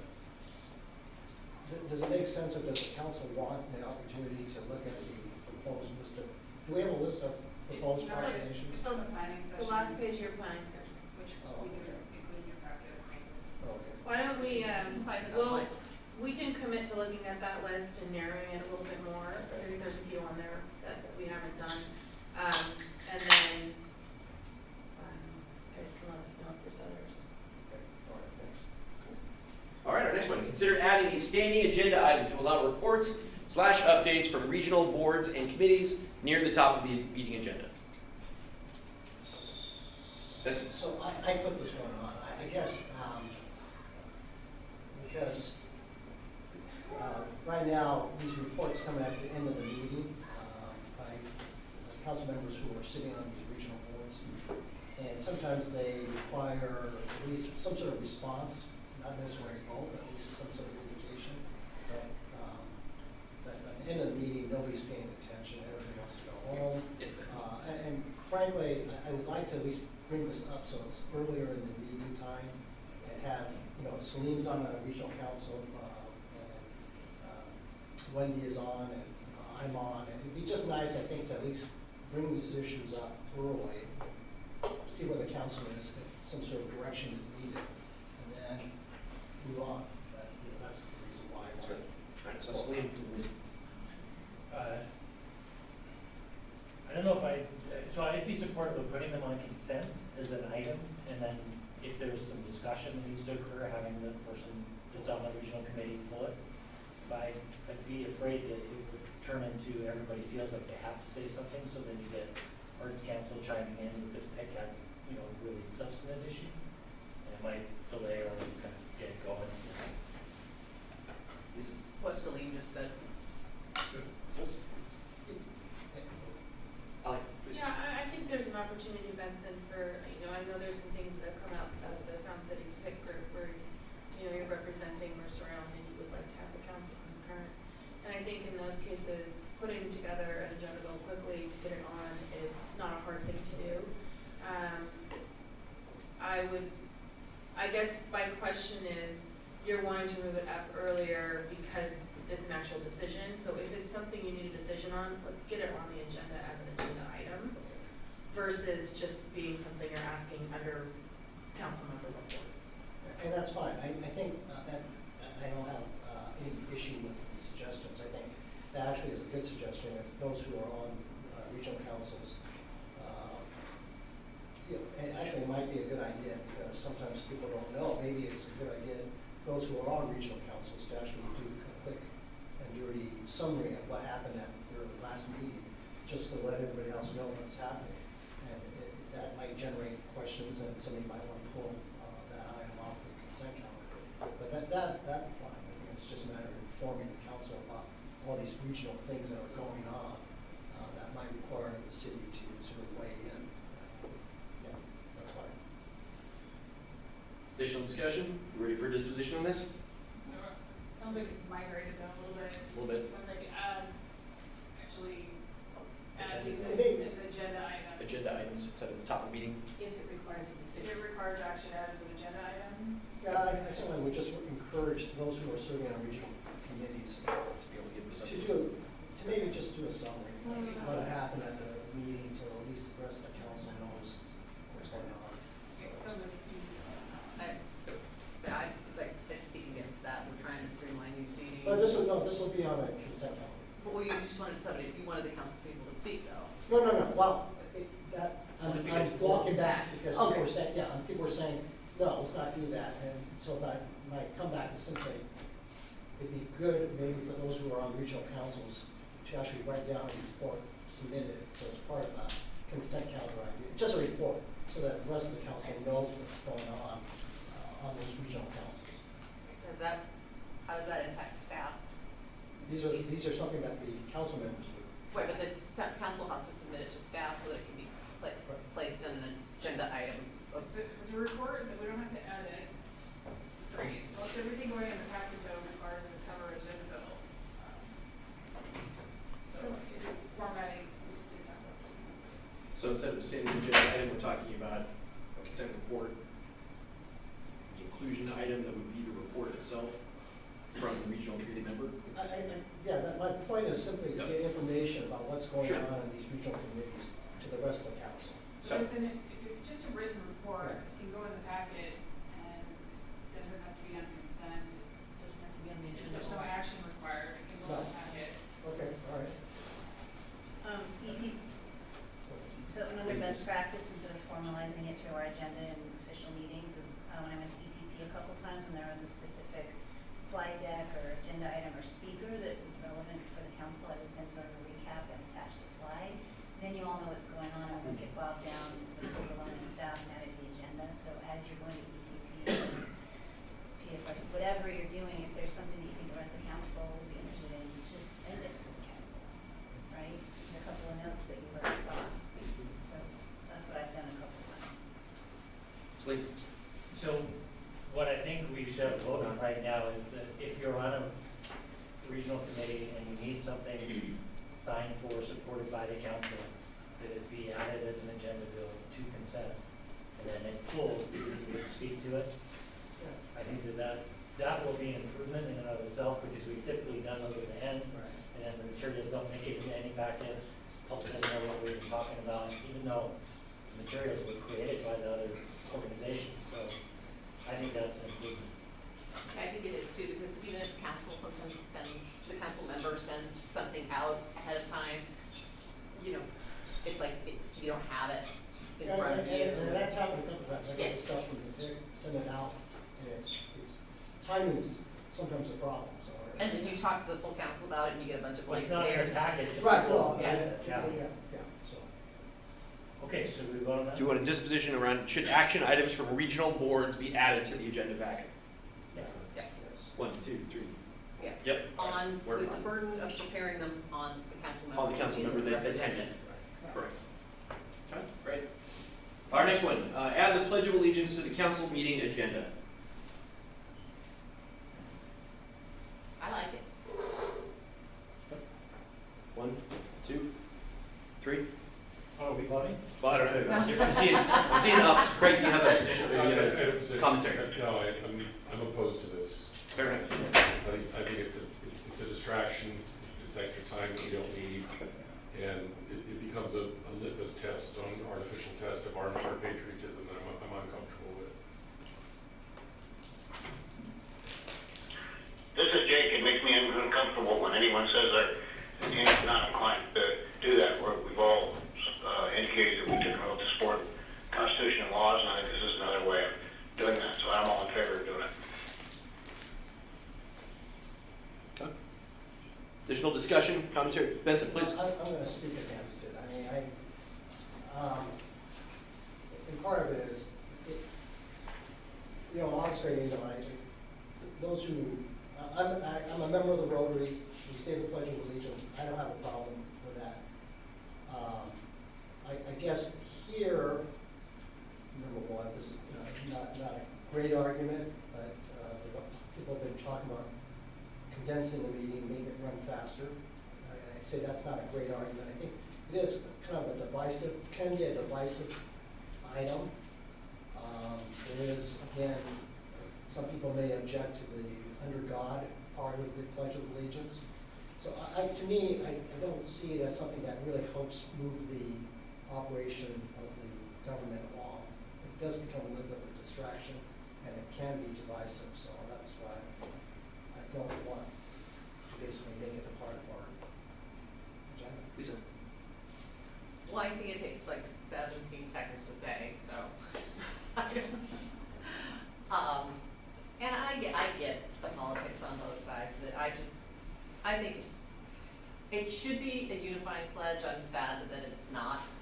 And so, but I'm in favor of it because I believe in it and I believe in the sentiment that's there. And the under God thing doesn't bother me so much as long as we still have God on our money. I think we can have God in our Pledge of Allegiance. So, I probably have a different perspective on it because I was naturalized a U.S. citizen. I grew up, I filed tax returns, I couldn't vote, I wasn't naturalized till I was in my 20s. To me, being able to be on council and to represent citizens, to vote, to be civically involved, this is not something that's available globally. This is not, I've lived and worked in Abu Dhabi and Dubai. These things are not available worldwide. And to me, I have a lot of trust and I have a lot of respect for the position of being able to represent people. I don't see it as any of those things I just heard. It is an honor and a privilege to be part of the process. And we've taken longer to talk about it than it would take to do. To me, it's a no-brainer. Lisa? Oh, I'm sorry, still up. We're ready for disposition on this? All right, so should we add the Pledge of Allegiance to the council meeting agenda? All in favor? 1, 2, 3, 4. All right, we got it. Oh, And Jake, I am sure is a yes. All right. Yes, ma'am, yeah. Understood and recorded, sir. Communications. Establish rules regarding council members serving as leads on social media sites, as well as rules regarding council members commenting on social media posts related to city business. Can I just chime in here? I've heard from, I think, most of you on the social media nuance stuff. This could get snowballed. There's a whole public records retention element, there's Open Public Meetings Act stuff. Those were the two that came out from the direct feedback I asked for.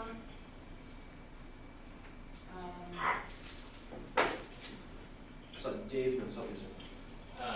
On the second piece, I feel like I read the Riot Act pretty well on that. On the first one, this makes me very nervous if I want to create a Facebook group that's, Seattle Mariners winning the World Series champs. That doesn't seem that I should be not able to do that. I think we're trying to define something here that's very narrow and very broad at the same time, and I think it's going to be very challenging and not what I would see as part of it. So I take the first bullet point as a rule against a council member serving as a lead on Nextdoor. And maybe that needs to be limited in that way. We saw a lot of controversy during the election where there were one or more people who were very heavily involved in politics and one or more people who were council members. As leads, you're supposed to follow the rules of the social media site in terms of who you silence or who you kick off, but I think not only is it never a win for the appearance of the city if an elected official has that role, and it's too squishy in terms of whether they're going to be silencing somebody on legitimate city business or not, and then that creates liability for the city. So I would be happy to say, if you run for council, you have given up your right to be a lead on Nextdoor. To clarify, does that count candidates too? Does that count what? Does that count candidates too? Our rules. No, they would never apply to candidates. You just said if you're running for city council. Oh, you run for it and win. Sorry. If you become a member of city council. If you run for it, If you're on the city. Okay. win. Not when you're running, but if you become a city council person. That's my. Do we want to take a disposition on these independently? Yeah. I think they seem related but way too sticky, I think, to try and pull them out. So is this modified to say next door? That was my clearly proposal. intent. I mean, I think that's what this is not my item, but I'm sure that's what is the I case. just want to make sure before Lynn? I think that's. I think that you could be a lead on a Facebook group, right? You could be a lead on anything. Dave made a comment on that when you stepped out. Yeah. Yeah, so Seattle Mariners 2020. I mean, you don't want to shift next door to Facebook just because you have a rule that includes one and not the other. I mean, frankly, I'm surprised we're talking about this. Really? I mean, is anybody a lead on next door on this council?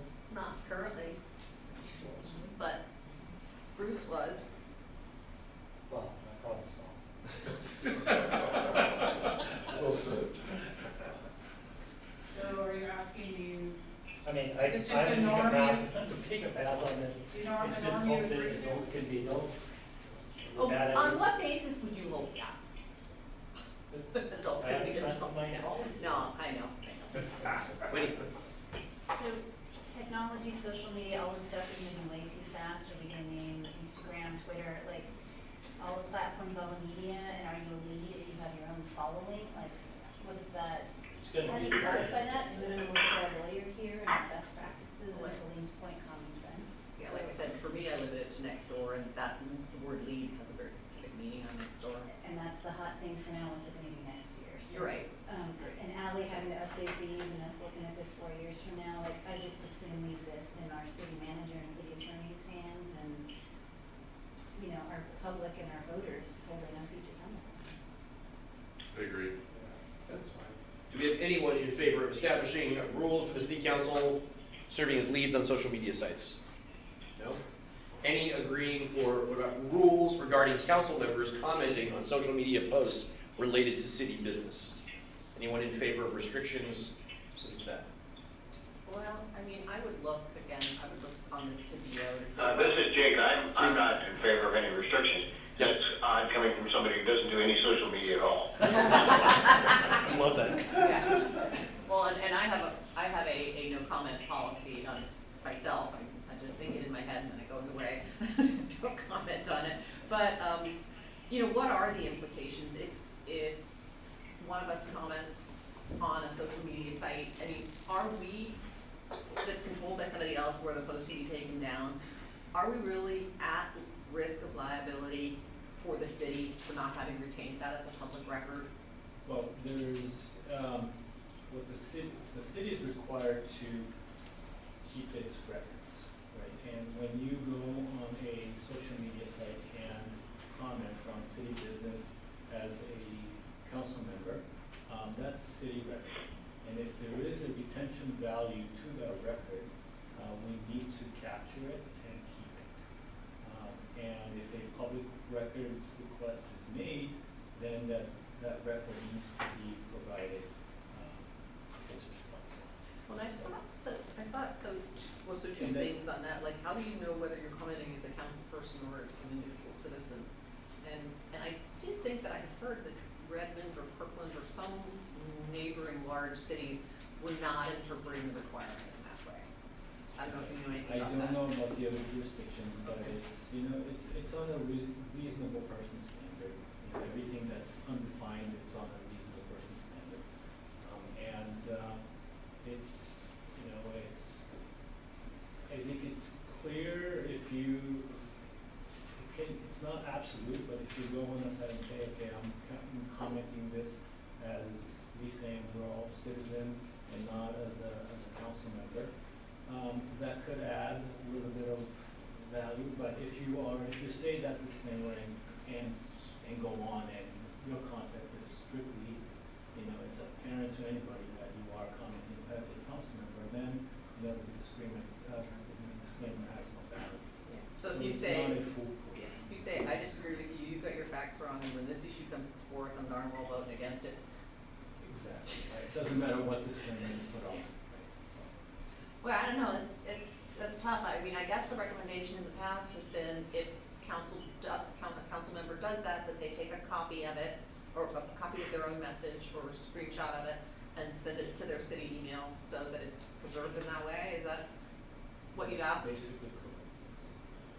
So I worked in a city previously where they allowed it and social media activity was high, and they ran into several other problems, which was they had Facebook pages comparable to our next door, where they ended up with 4 council members in a thread, Oh, and then they had open public meeting violations. So I actually would just say, observing the conduct of this council on social media, you guys are doing a great job. I don't encourage you going that direction. It was a nightmare to track.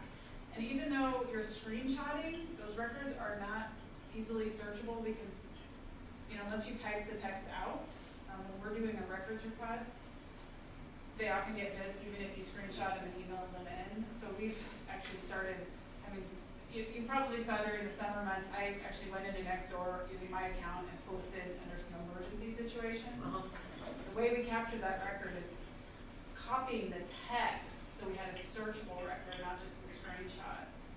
So I think I did it twice, and it was, One was 47 pages. Nice. anyway, sorry, Celine, I just realized I got in front of you. No, it's fine. We have a policy that guides us on this, I believe. I remember Ally writing it on social media, posting and retention. Yeah, there's a Nextdoor And it's guidance. It's guidance, Yeah. and I didn't find it hard to follow. I did find that it made me think about commenting, but it didn't hold me back. And when I did it, I did the screenshots and I put in the subject line, next door post. If somebody wants to see all my next door posts, they just find that subject line, next door post. Right, but if someone's doing a request I for get a it. topic, then we But- don't have it, it's just a Yeah, screenshot. I get that the content will be hard to decipher, but I think that, again, I go back to being a naturalized US citizen, and the right to free speech is super important to me. And I would never want to restrict that. And if the onus is on me to document it, I get that there's some liability on the city, but I'm also a reasonable person. I would take the measures to document it. You can also- Guidance, I think, is the most important thing, like having strong guidance on how we. Maybe, we'll look at the guidance and see if maybe we should add that into the rules of procedure in the social media section. If you want to copy and paste the text, because that makes it searchable, that would be great guidance to include, you know. You can always do what Greg has done. Greg has set up a council member Facebook account, which we back up on the city. Yeah, you just can't do that with Nextdoor, because Yeah, Nextdoor is a whole other game, but, if anyone's interested in that, let us know and we'll. and to the question of like, do you know, do you not know, like when I'm selling a, you know, a chair, it's not.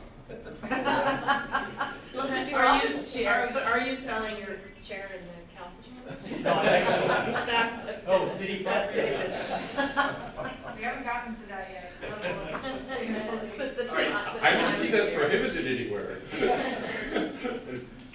So I'm just gonna add, I think y'all know I'm a little bit active on Facebook, not Nextdoor, not whatever other platforms there are. And my policy is to always be positive. We support our council decisions, whether I personally agree with them or not. So I don't think I've ever done anything contentious enough to warrant having sent out a public records thing. So I'm asking you, if you don't like my post about saying congratulations, Mayor, let me know, and I won't do those anymore. But I kind of the same policy for work. It's not productive and positive and taking the intent of positive impact.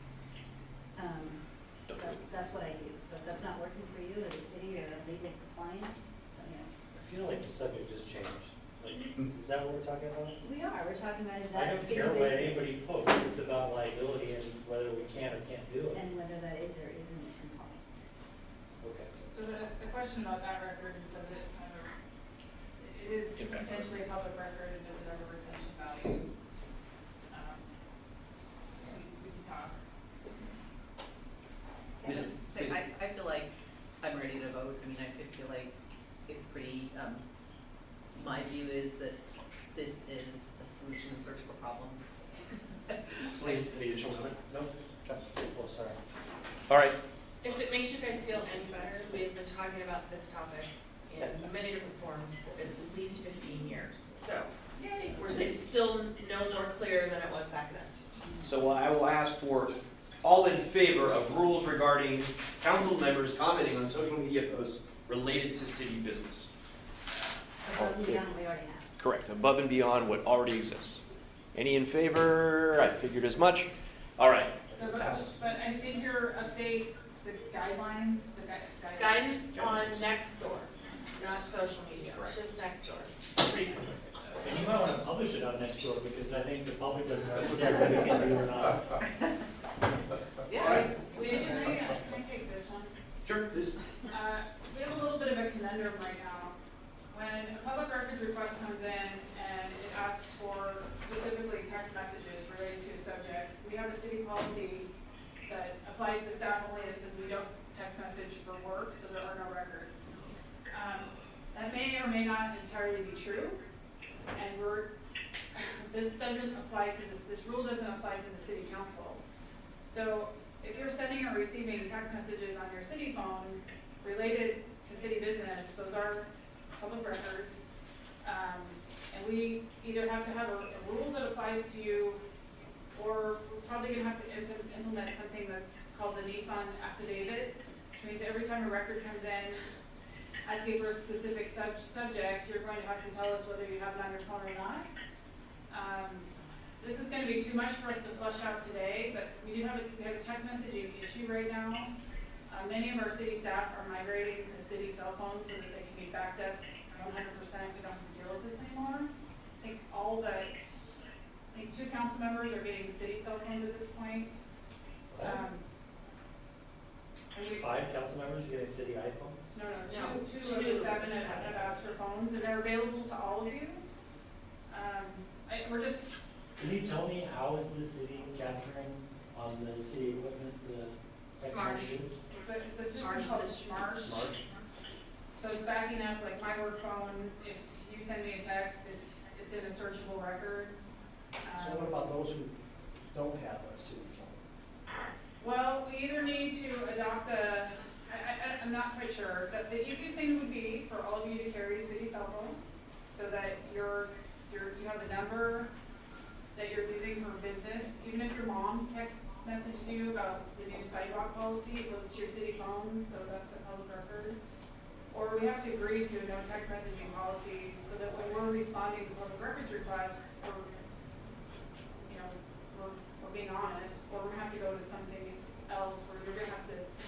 So how would that work, Jesse? Because, we can control what we text out, but if somebody texts me on my personal phone with city comment on city issues, does the fact they wrote to me become a public record? Yes, it's still a public So record. I can't stop that, right?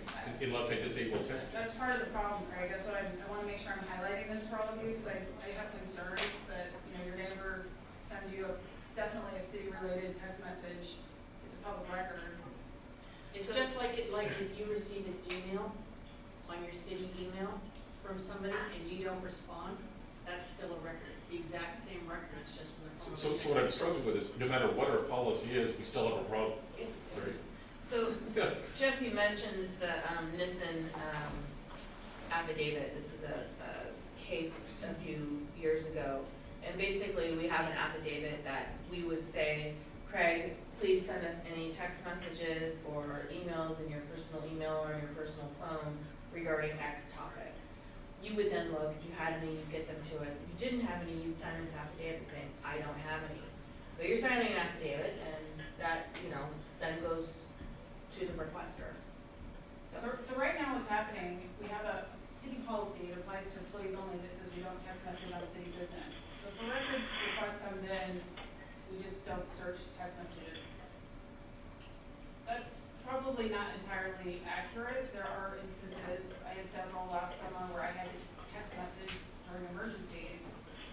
So we have, this is an area we can't get around, we have to be responsive. I've either gotta ask you to search your personal phone for records when the requests come in, or you should be on a city phone that we're backing up and it's searchable. And I'm sorry, this is not a fun topic. A lot of cities have gotten in trouble on this, and so I want to be, we just want to be transparent about. So can you not run Smarsh on our phone? If we're running Smarsh on your personal phone, we're getting all of your personal information too. Well, does that make it all public record? Yeah. Oh, okay. Well, who's filtering it? The person then can search it. Like, if Ally's gonna search for this text on, roads going back to gravel. So when we do record search, we do keyword searches, and the only thing we're filtering is generally for confidential or privileged information, so. You have to read everything. So for the city, from Or your you can go to perspective, city it sounds like it's better if we all have city phones. Is that correct? Is that what I'm hearing? Or you have a very strict no text messaging policy, and you're very selective about who has your phone number. That shouldn't have helped.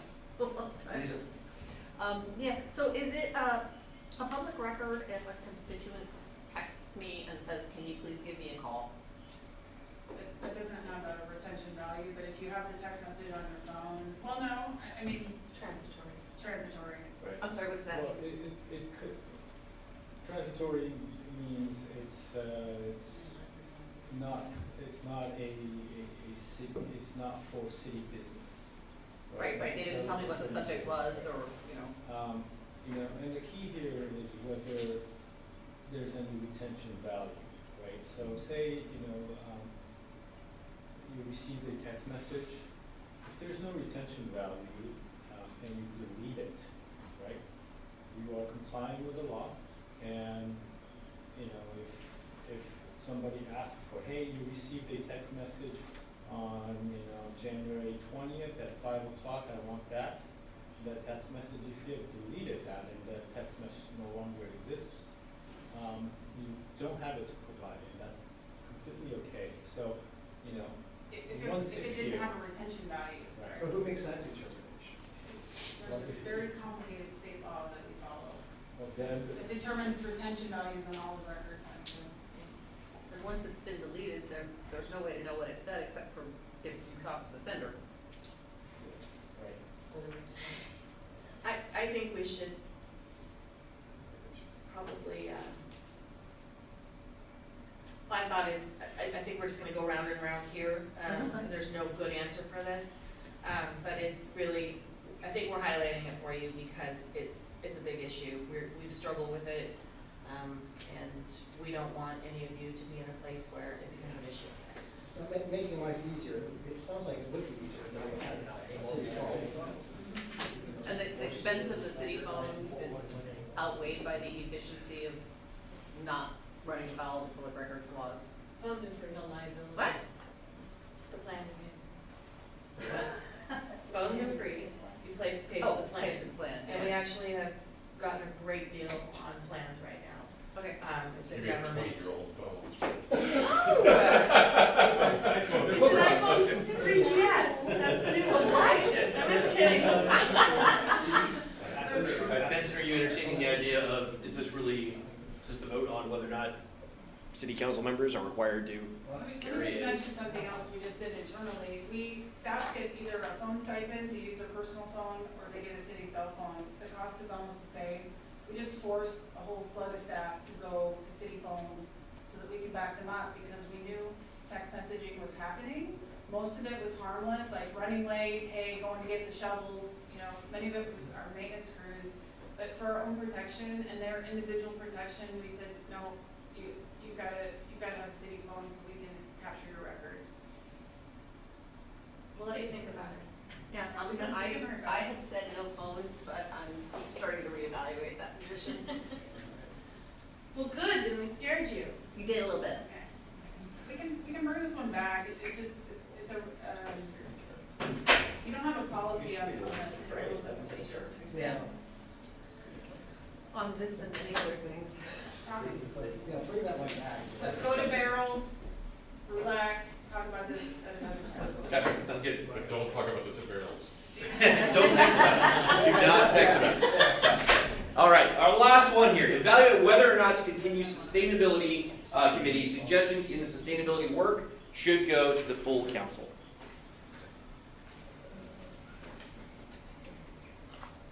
Please. Oh, I mean, my comment earlier as we were putting the squares up there said, yeah, spread it like peanut butter, but just reiterate that. Makes sense. So I mean, any decisions should obviously needs to be done by the full council. So anyway, is the concern you have, I know that on some of these directives, I mean, I know in the past people have signed letters, Bruce, for instance, and more, the mayor has signed letters because they were consistent with some overarching directive. Is that the concern? No, my concern is that there's a lot of good information shared, Yeah. and it's not making it to the full council. And many of it just updates, you know, not actionable. It's not like this subcommittee's out there doing a lot of work that the council's not seeing, but there's a lot of updates that actually don't make it to council because they make it to the subcommittee only. So does that mean that this, And to me, the purpose of the subcommittee is, you know, if it's a working item and there's a decision to be made, it should go to the full council. And you shouldn't be the subcommittee's interpretation of some broad, you know, aspirational statement says, oh, well, that supports us signing this letter, or doing this action, or joining this coalition.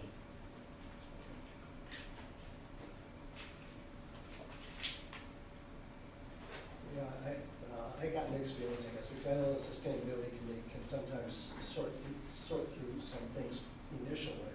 Obviously, I agree with you that anything that actually requires a formal decision needs to be run through the council. Maybe it's just a matter that the sustainability committee hasn't been reporting to the council on a more frequent basis as far as what it's doing. Oh, that's nuclear.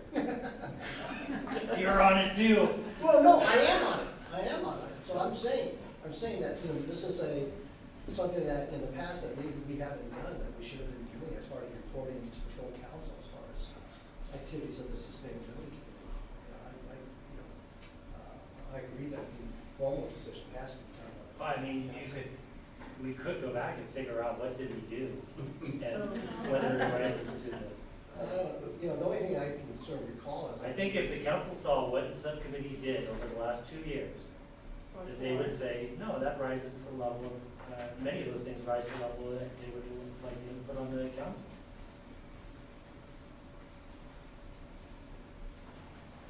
Yeah, I don't know. Yeah, you may be right. I just don't, know. But I get your point as far as We don't have to deal with it today. We can No. have somebody come back and show what the committee did over the last 2 years. What do you? Totally agree with Celine on this, because I think this is an important enough issue and enough of us care enough about it, that to have a subcommittee sort of moving things forward that the rest of the council doesn't hear about or hear about after the fact, under the larger umbrella of what our long-term goals are, hasn't given us enough visibility and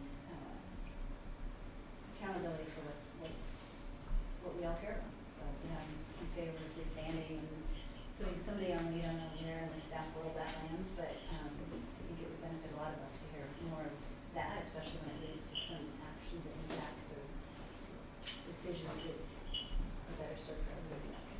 Again, this position for this is to evaluate whether or not and how the structure would go with this. So I think we're ready to ask for a disposition. All right, for the group. So all in favor of evaluating whether or not to continue the sustainability committee? Suggestion is that sustainability work should potentially go to the entire council. 1, 2, 3, 4. All right. They did, Oh, we have joint meetings. Celine had it. One out. And then Craig has. Cool. All right. Celine, could you introduce joint meetings? We have had more joint meetings in the last 2 years, right? We had the planning commission and we had joint meetings twice a year. School board meetings twice a year. And I find them difficult to navigate because sometimes I think it's always been their meeting, not our meeting. So it's like, whose meeting is this anyway? Everybody shows up kind of a little tentative. I think the planning commission one was productive because it was dealing with the CFZ and they brought two bodies that had needed guidance from each other together. Craig can probably speak to this as well because he was on it at the time. But I found the school board ones a little bit awkward and like the topics to me seem like they're straying away from dealing with what we should be dealing with to avoid the. What did we just vote on? Or what's the result of the vote? Because I heard neither or from Dave. Oh, are you talking about the subcommittee thing? So the last one was the sustainability subcommittee. We are going to evaluate taking the subcommittee away and that full orders regarding sustainability would be brought to the entire council. Okay, so it's a study and proceed later. Correct. Thank you. The school board meetings, I participated in trying to pull some of those together. They end up being is on the calendar, it's like a meeting looking for agenda items.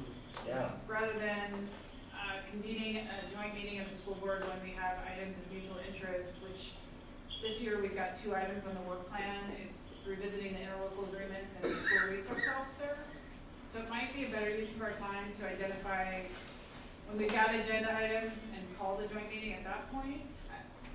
Maybe, I don't know, I mean, I didn't think we'd wrestle this to the ground today, but maybe Benson and Wendy, as you guys navigate how we plan and execute these things, decide if 2 is the right number, and what we do with them, so that we're not, they're not so awkward. The other thing we used to do is one of them was during their meetings, and then one of them was during our meetings. So it was our study session on one of them. And we may be able to get back to that, versus, you know, them coming in on one of your meetings and you going to one of their meetings, versus you going to both of theirs. I found those meetings, some of them not terribly useful. I mean, again, they were just providing an update of this is where we are and we're doing it.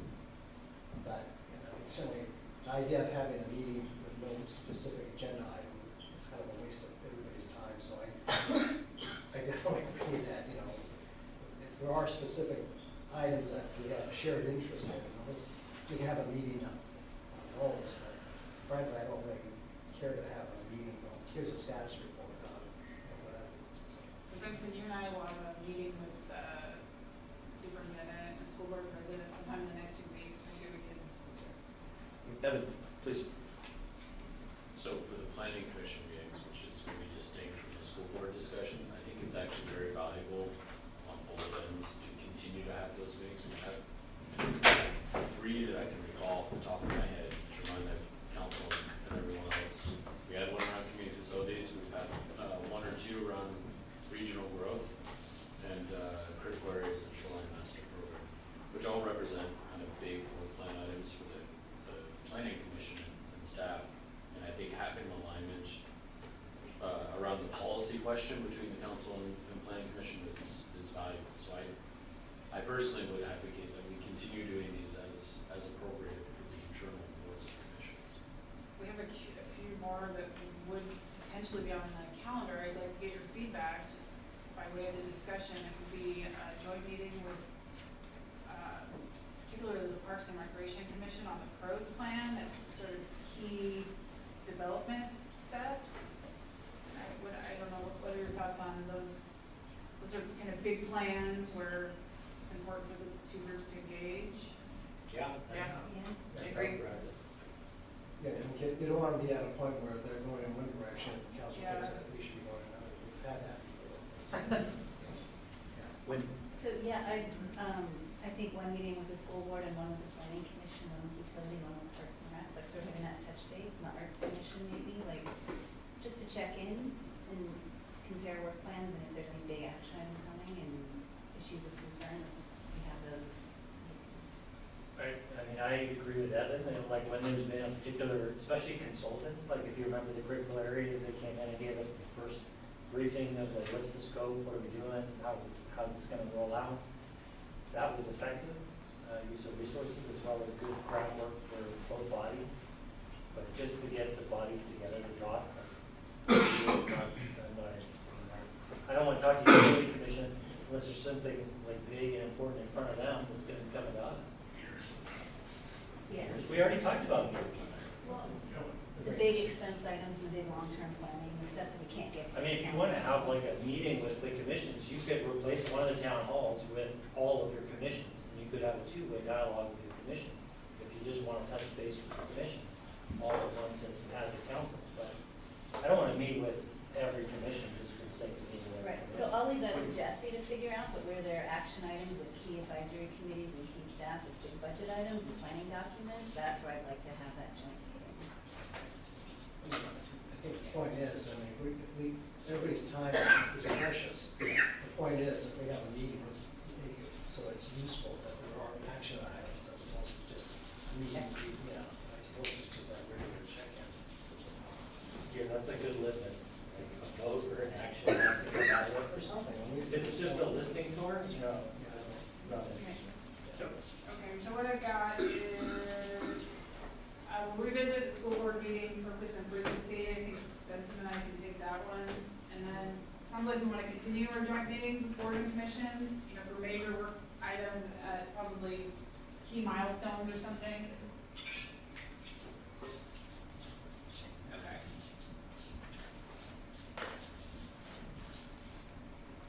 All right.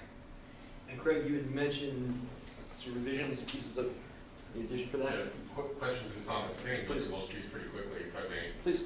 The first one is in 2.2F, it's the election for the mayor and deputy mayor. I I don't have suggested wording right now, but I'm just gonna note that the procedures are ambiguous. It just says, continue until a mayor and deputy mayor are elected by a majority vote of the council. It doesn't say how you do that. Do you do preferential voting? Do you eliminate the lowest? What if there's a tie? What if you're frozen at 3 to 1 and nobody's willing to budge? I think we need to rethink that and come up with a better solution. 3 to 1 is resolved. Not if nobody moves. It fails. It does, it falls off. No, this is to elect the mayor, so we still have a mayor. The 3 to 1 will result in the one being thrown out and then the full council voting again on 3 to 1. And what if that person says, I abstain? Yeah, there are solutions. There's a reason it's vague, and that's because over the years it's changed. The process of how we do it has changed. So the current process we've been using for the last few years is the roll call vote, like we've been doing it. We haven't had a problem with it, so but we can definitely look and see if there's something we should. There needs to be a time, because at the other extreme, what if everybody voted for themselves and said, I'm not gonna change?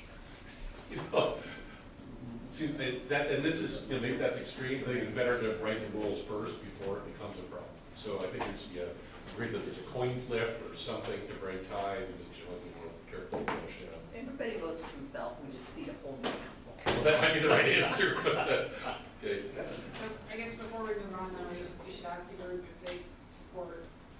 Support revisions on, we'll ask it this way. For the council, do we have support in revising, not necessarily, we're not wordsmithing it here, revising 2.2, section F, elections will continue until a mayor or deputy mayor are elected by a majority vote of the council. All in favor of revision? 1. Okay. All right, that really helps. Real small one here, mayor sitting in chair 4. I'm just gonna observe that when I chaired the planning commission meeting, that's the worst possible seat to sit in because you have to have perfect peripheral vision. If I were the mayor, I would want to sit on one end or the other, and I don't know why we have to have that level of detail in here. I would leave it up to the mayor to choose where he wants to sit, or she. Interesting. Should we just vote right out? All in favor of allowing? And so do you choose chair 4? If he wants to choose chair 4, that's fine with me, but, I choose chair 4. Okay. All right, it won't matter for this. yeah, so it's defer this that term. for a minute. Next one, it says we have to list speakers and appearances have to give their name for the record. I thought we Give were- us our section. Oh, sorry, this is PDF page 15. It's G. That doesn't help us. Yeah, I was gonna say, it's G under something, 3.3G. That may have gotten Appearances? missed. I know, Yeah, do they have the state address also?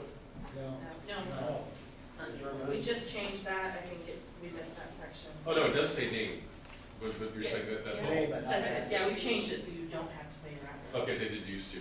And related to that, it doesn't appear there's a restriction to Islanders comment. Can anybody come in during appearances? Is that delivered and desired?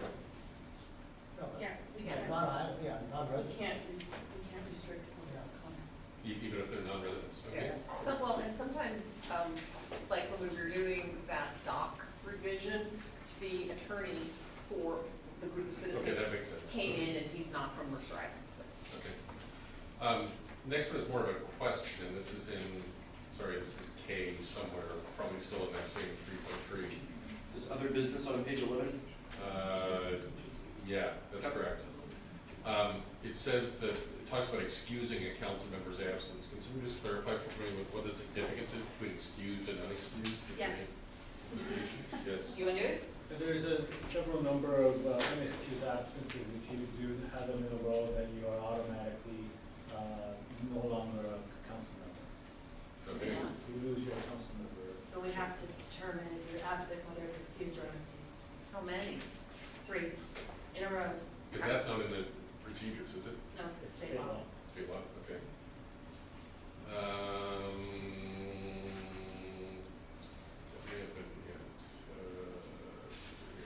Yeah, there's for 2 deputies and both are. Excellent. All right, with that, I realize we are about 5 minutes over for our timeline for today. We did miss out on one of our exercises. we'll try to work what we can. Again, tomorrow we have a very full agenda as well. I do want to be respectful of our stop time that we have for today. So with that, we will be adjourning this session. We will continue tomorrow morning at 8:30. And we will start as close to on time as we possibly can for that one. So I'd encourage you all to be here. With that, thank you very much and have a great evening. Thank you. Thanks, Dave. I thought we were gonna do 10 minutes, a small group, but I'm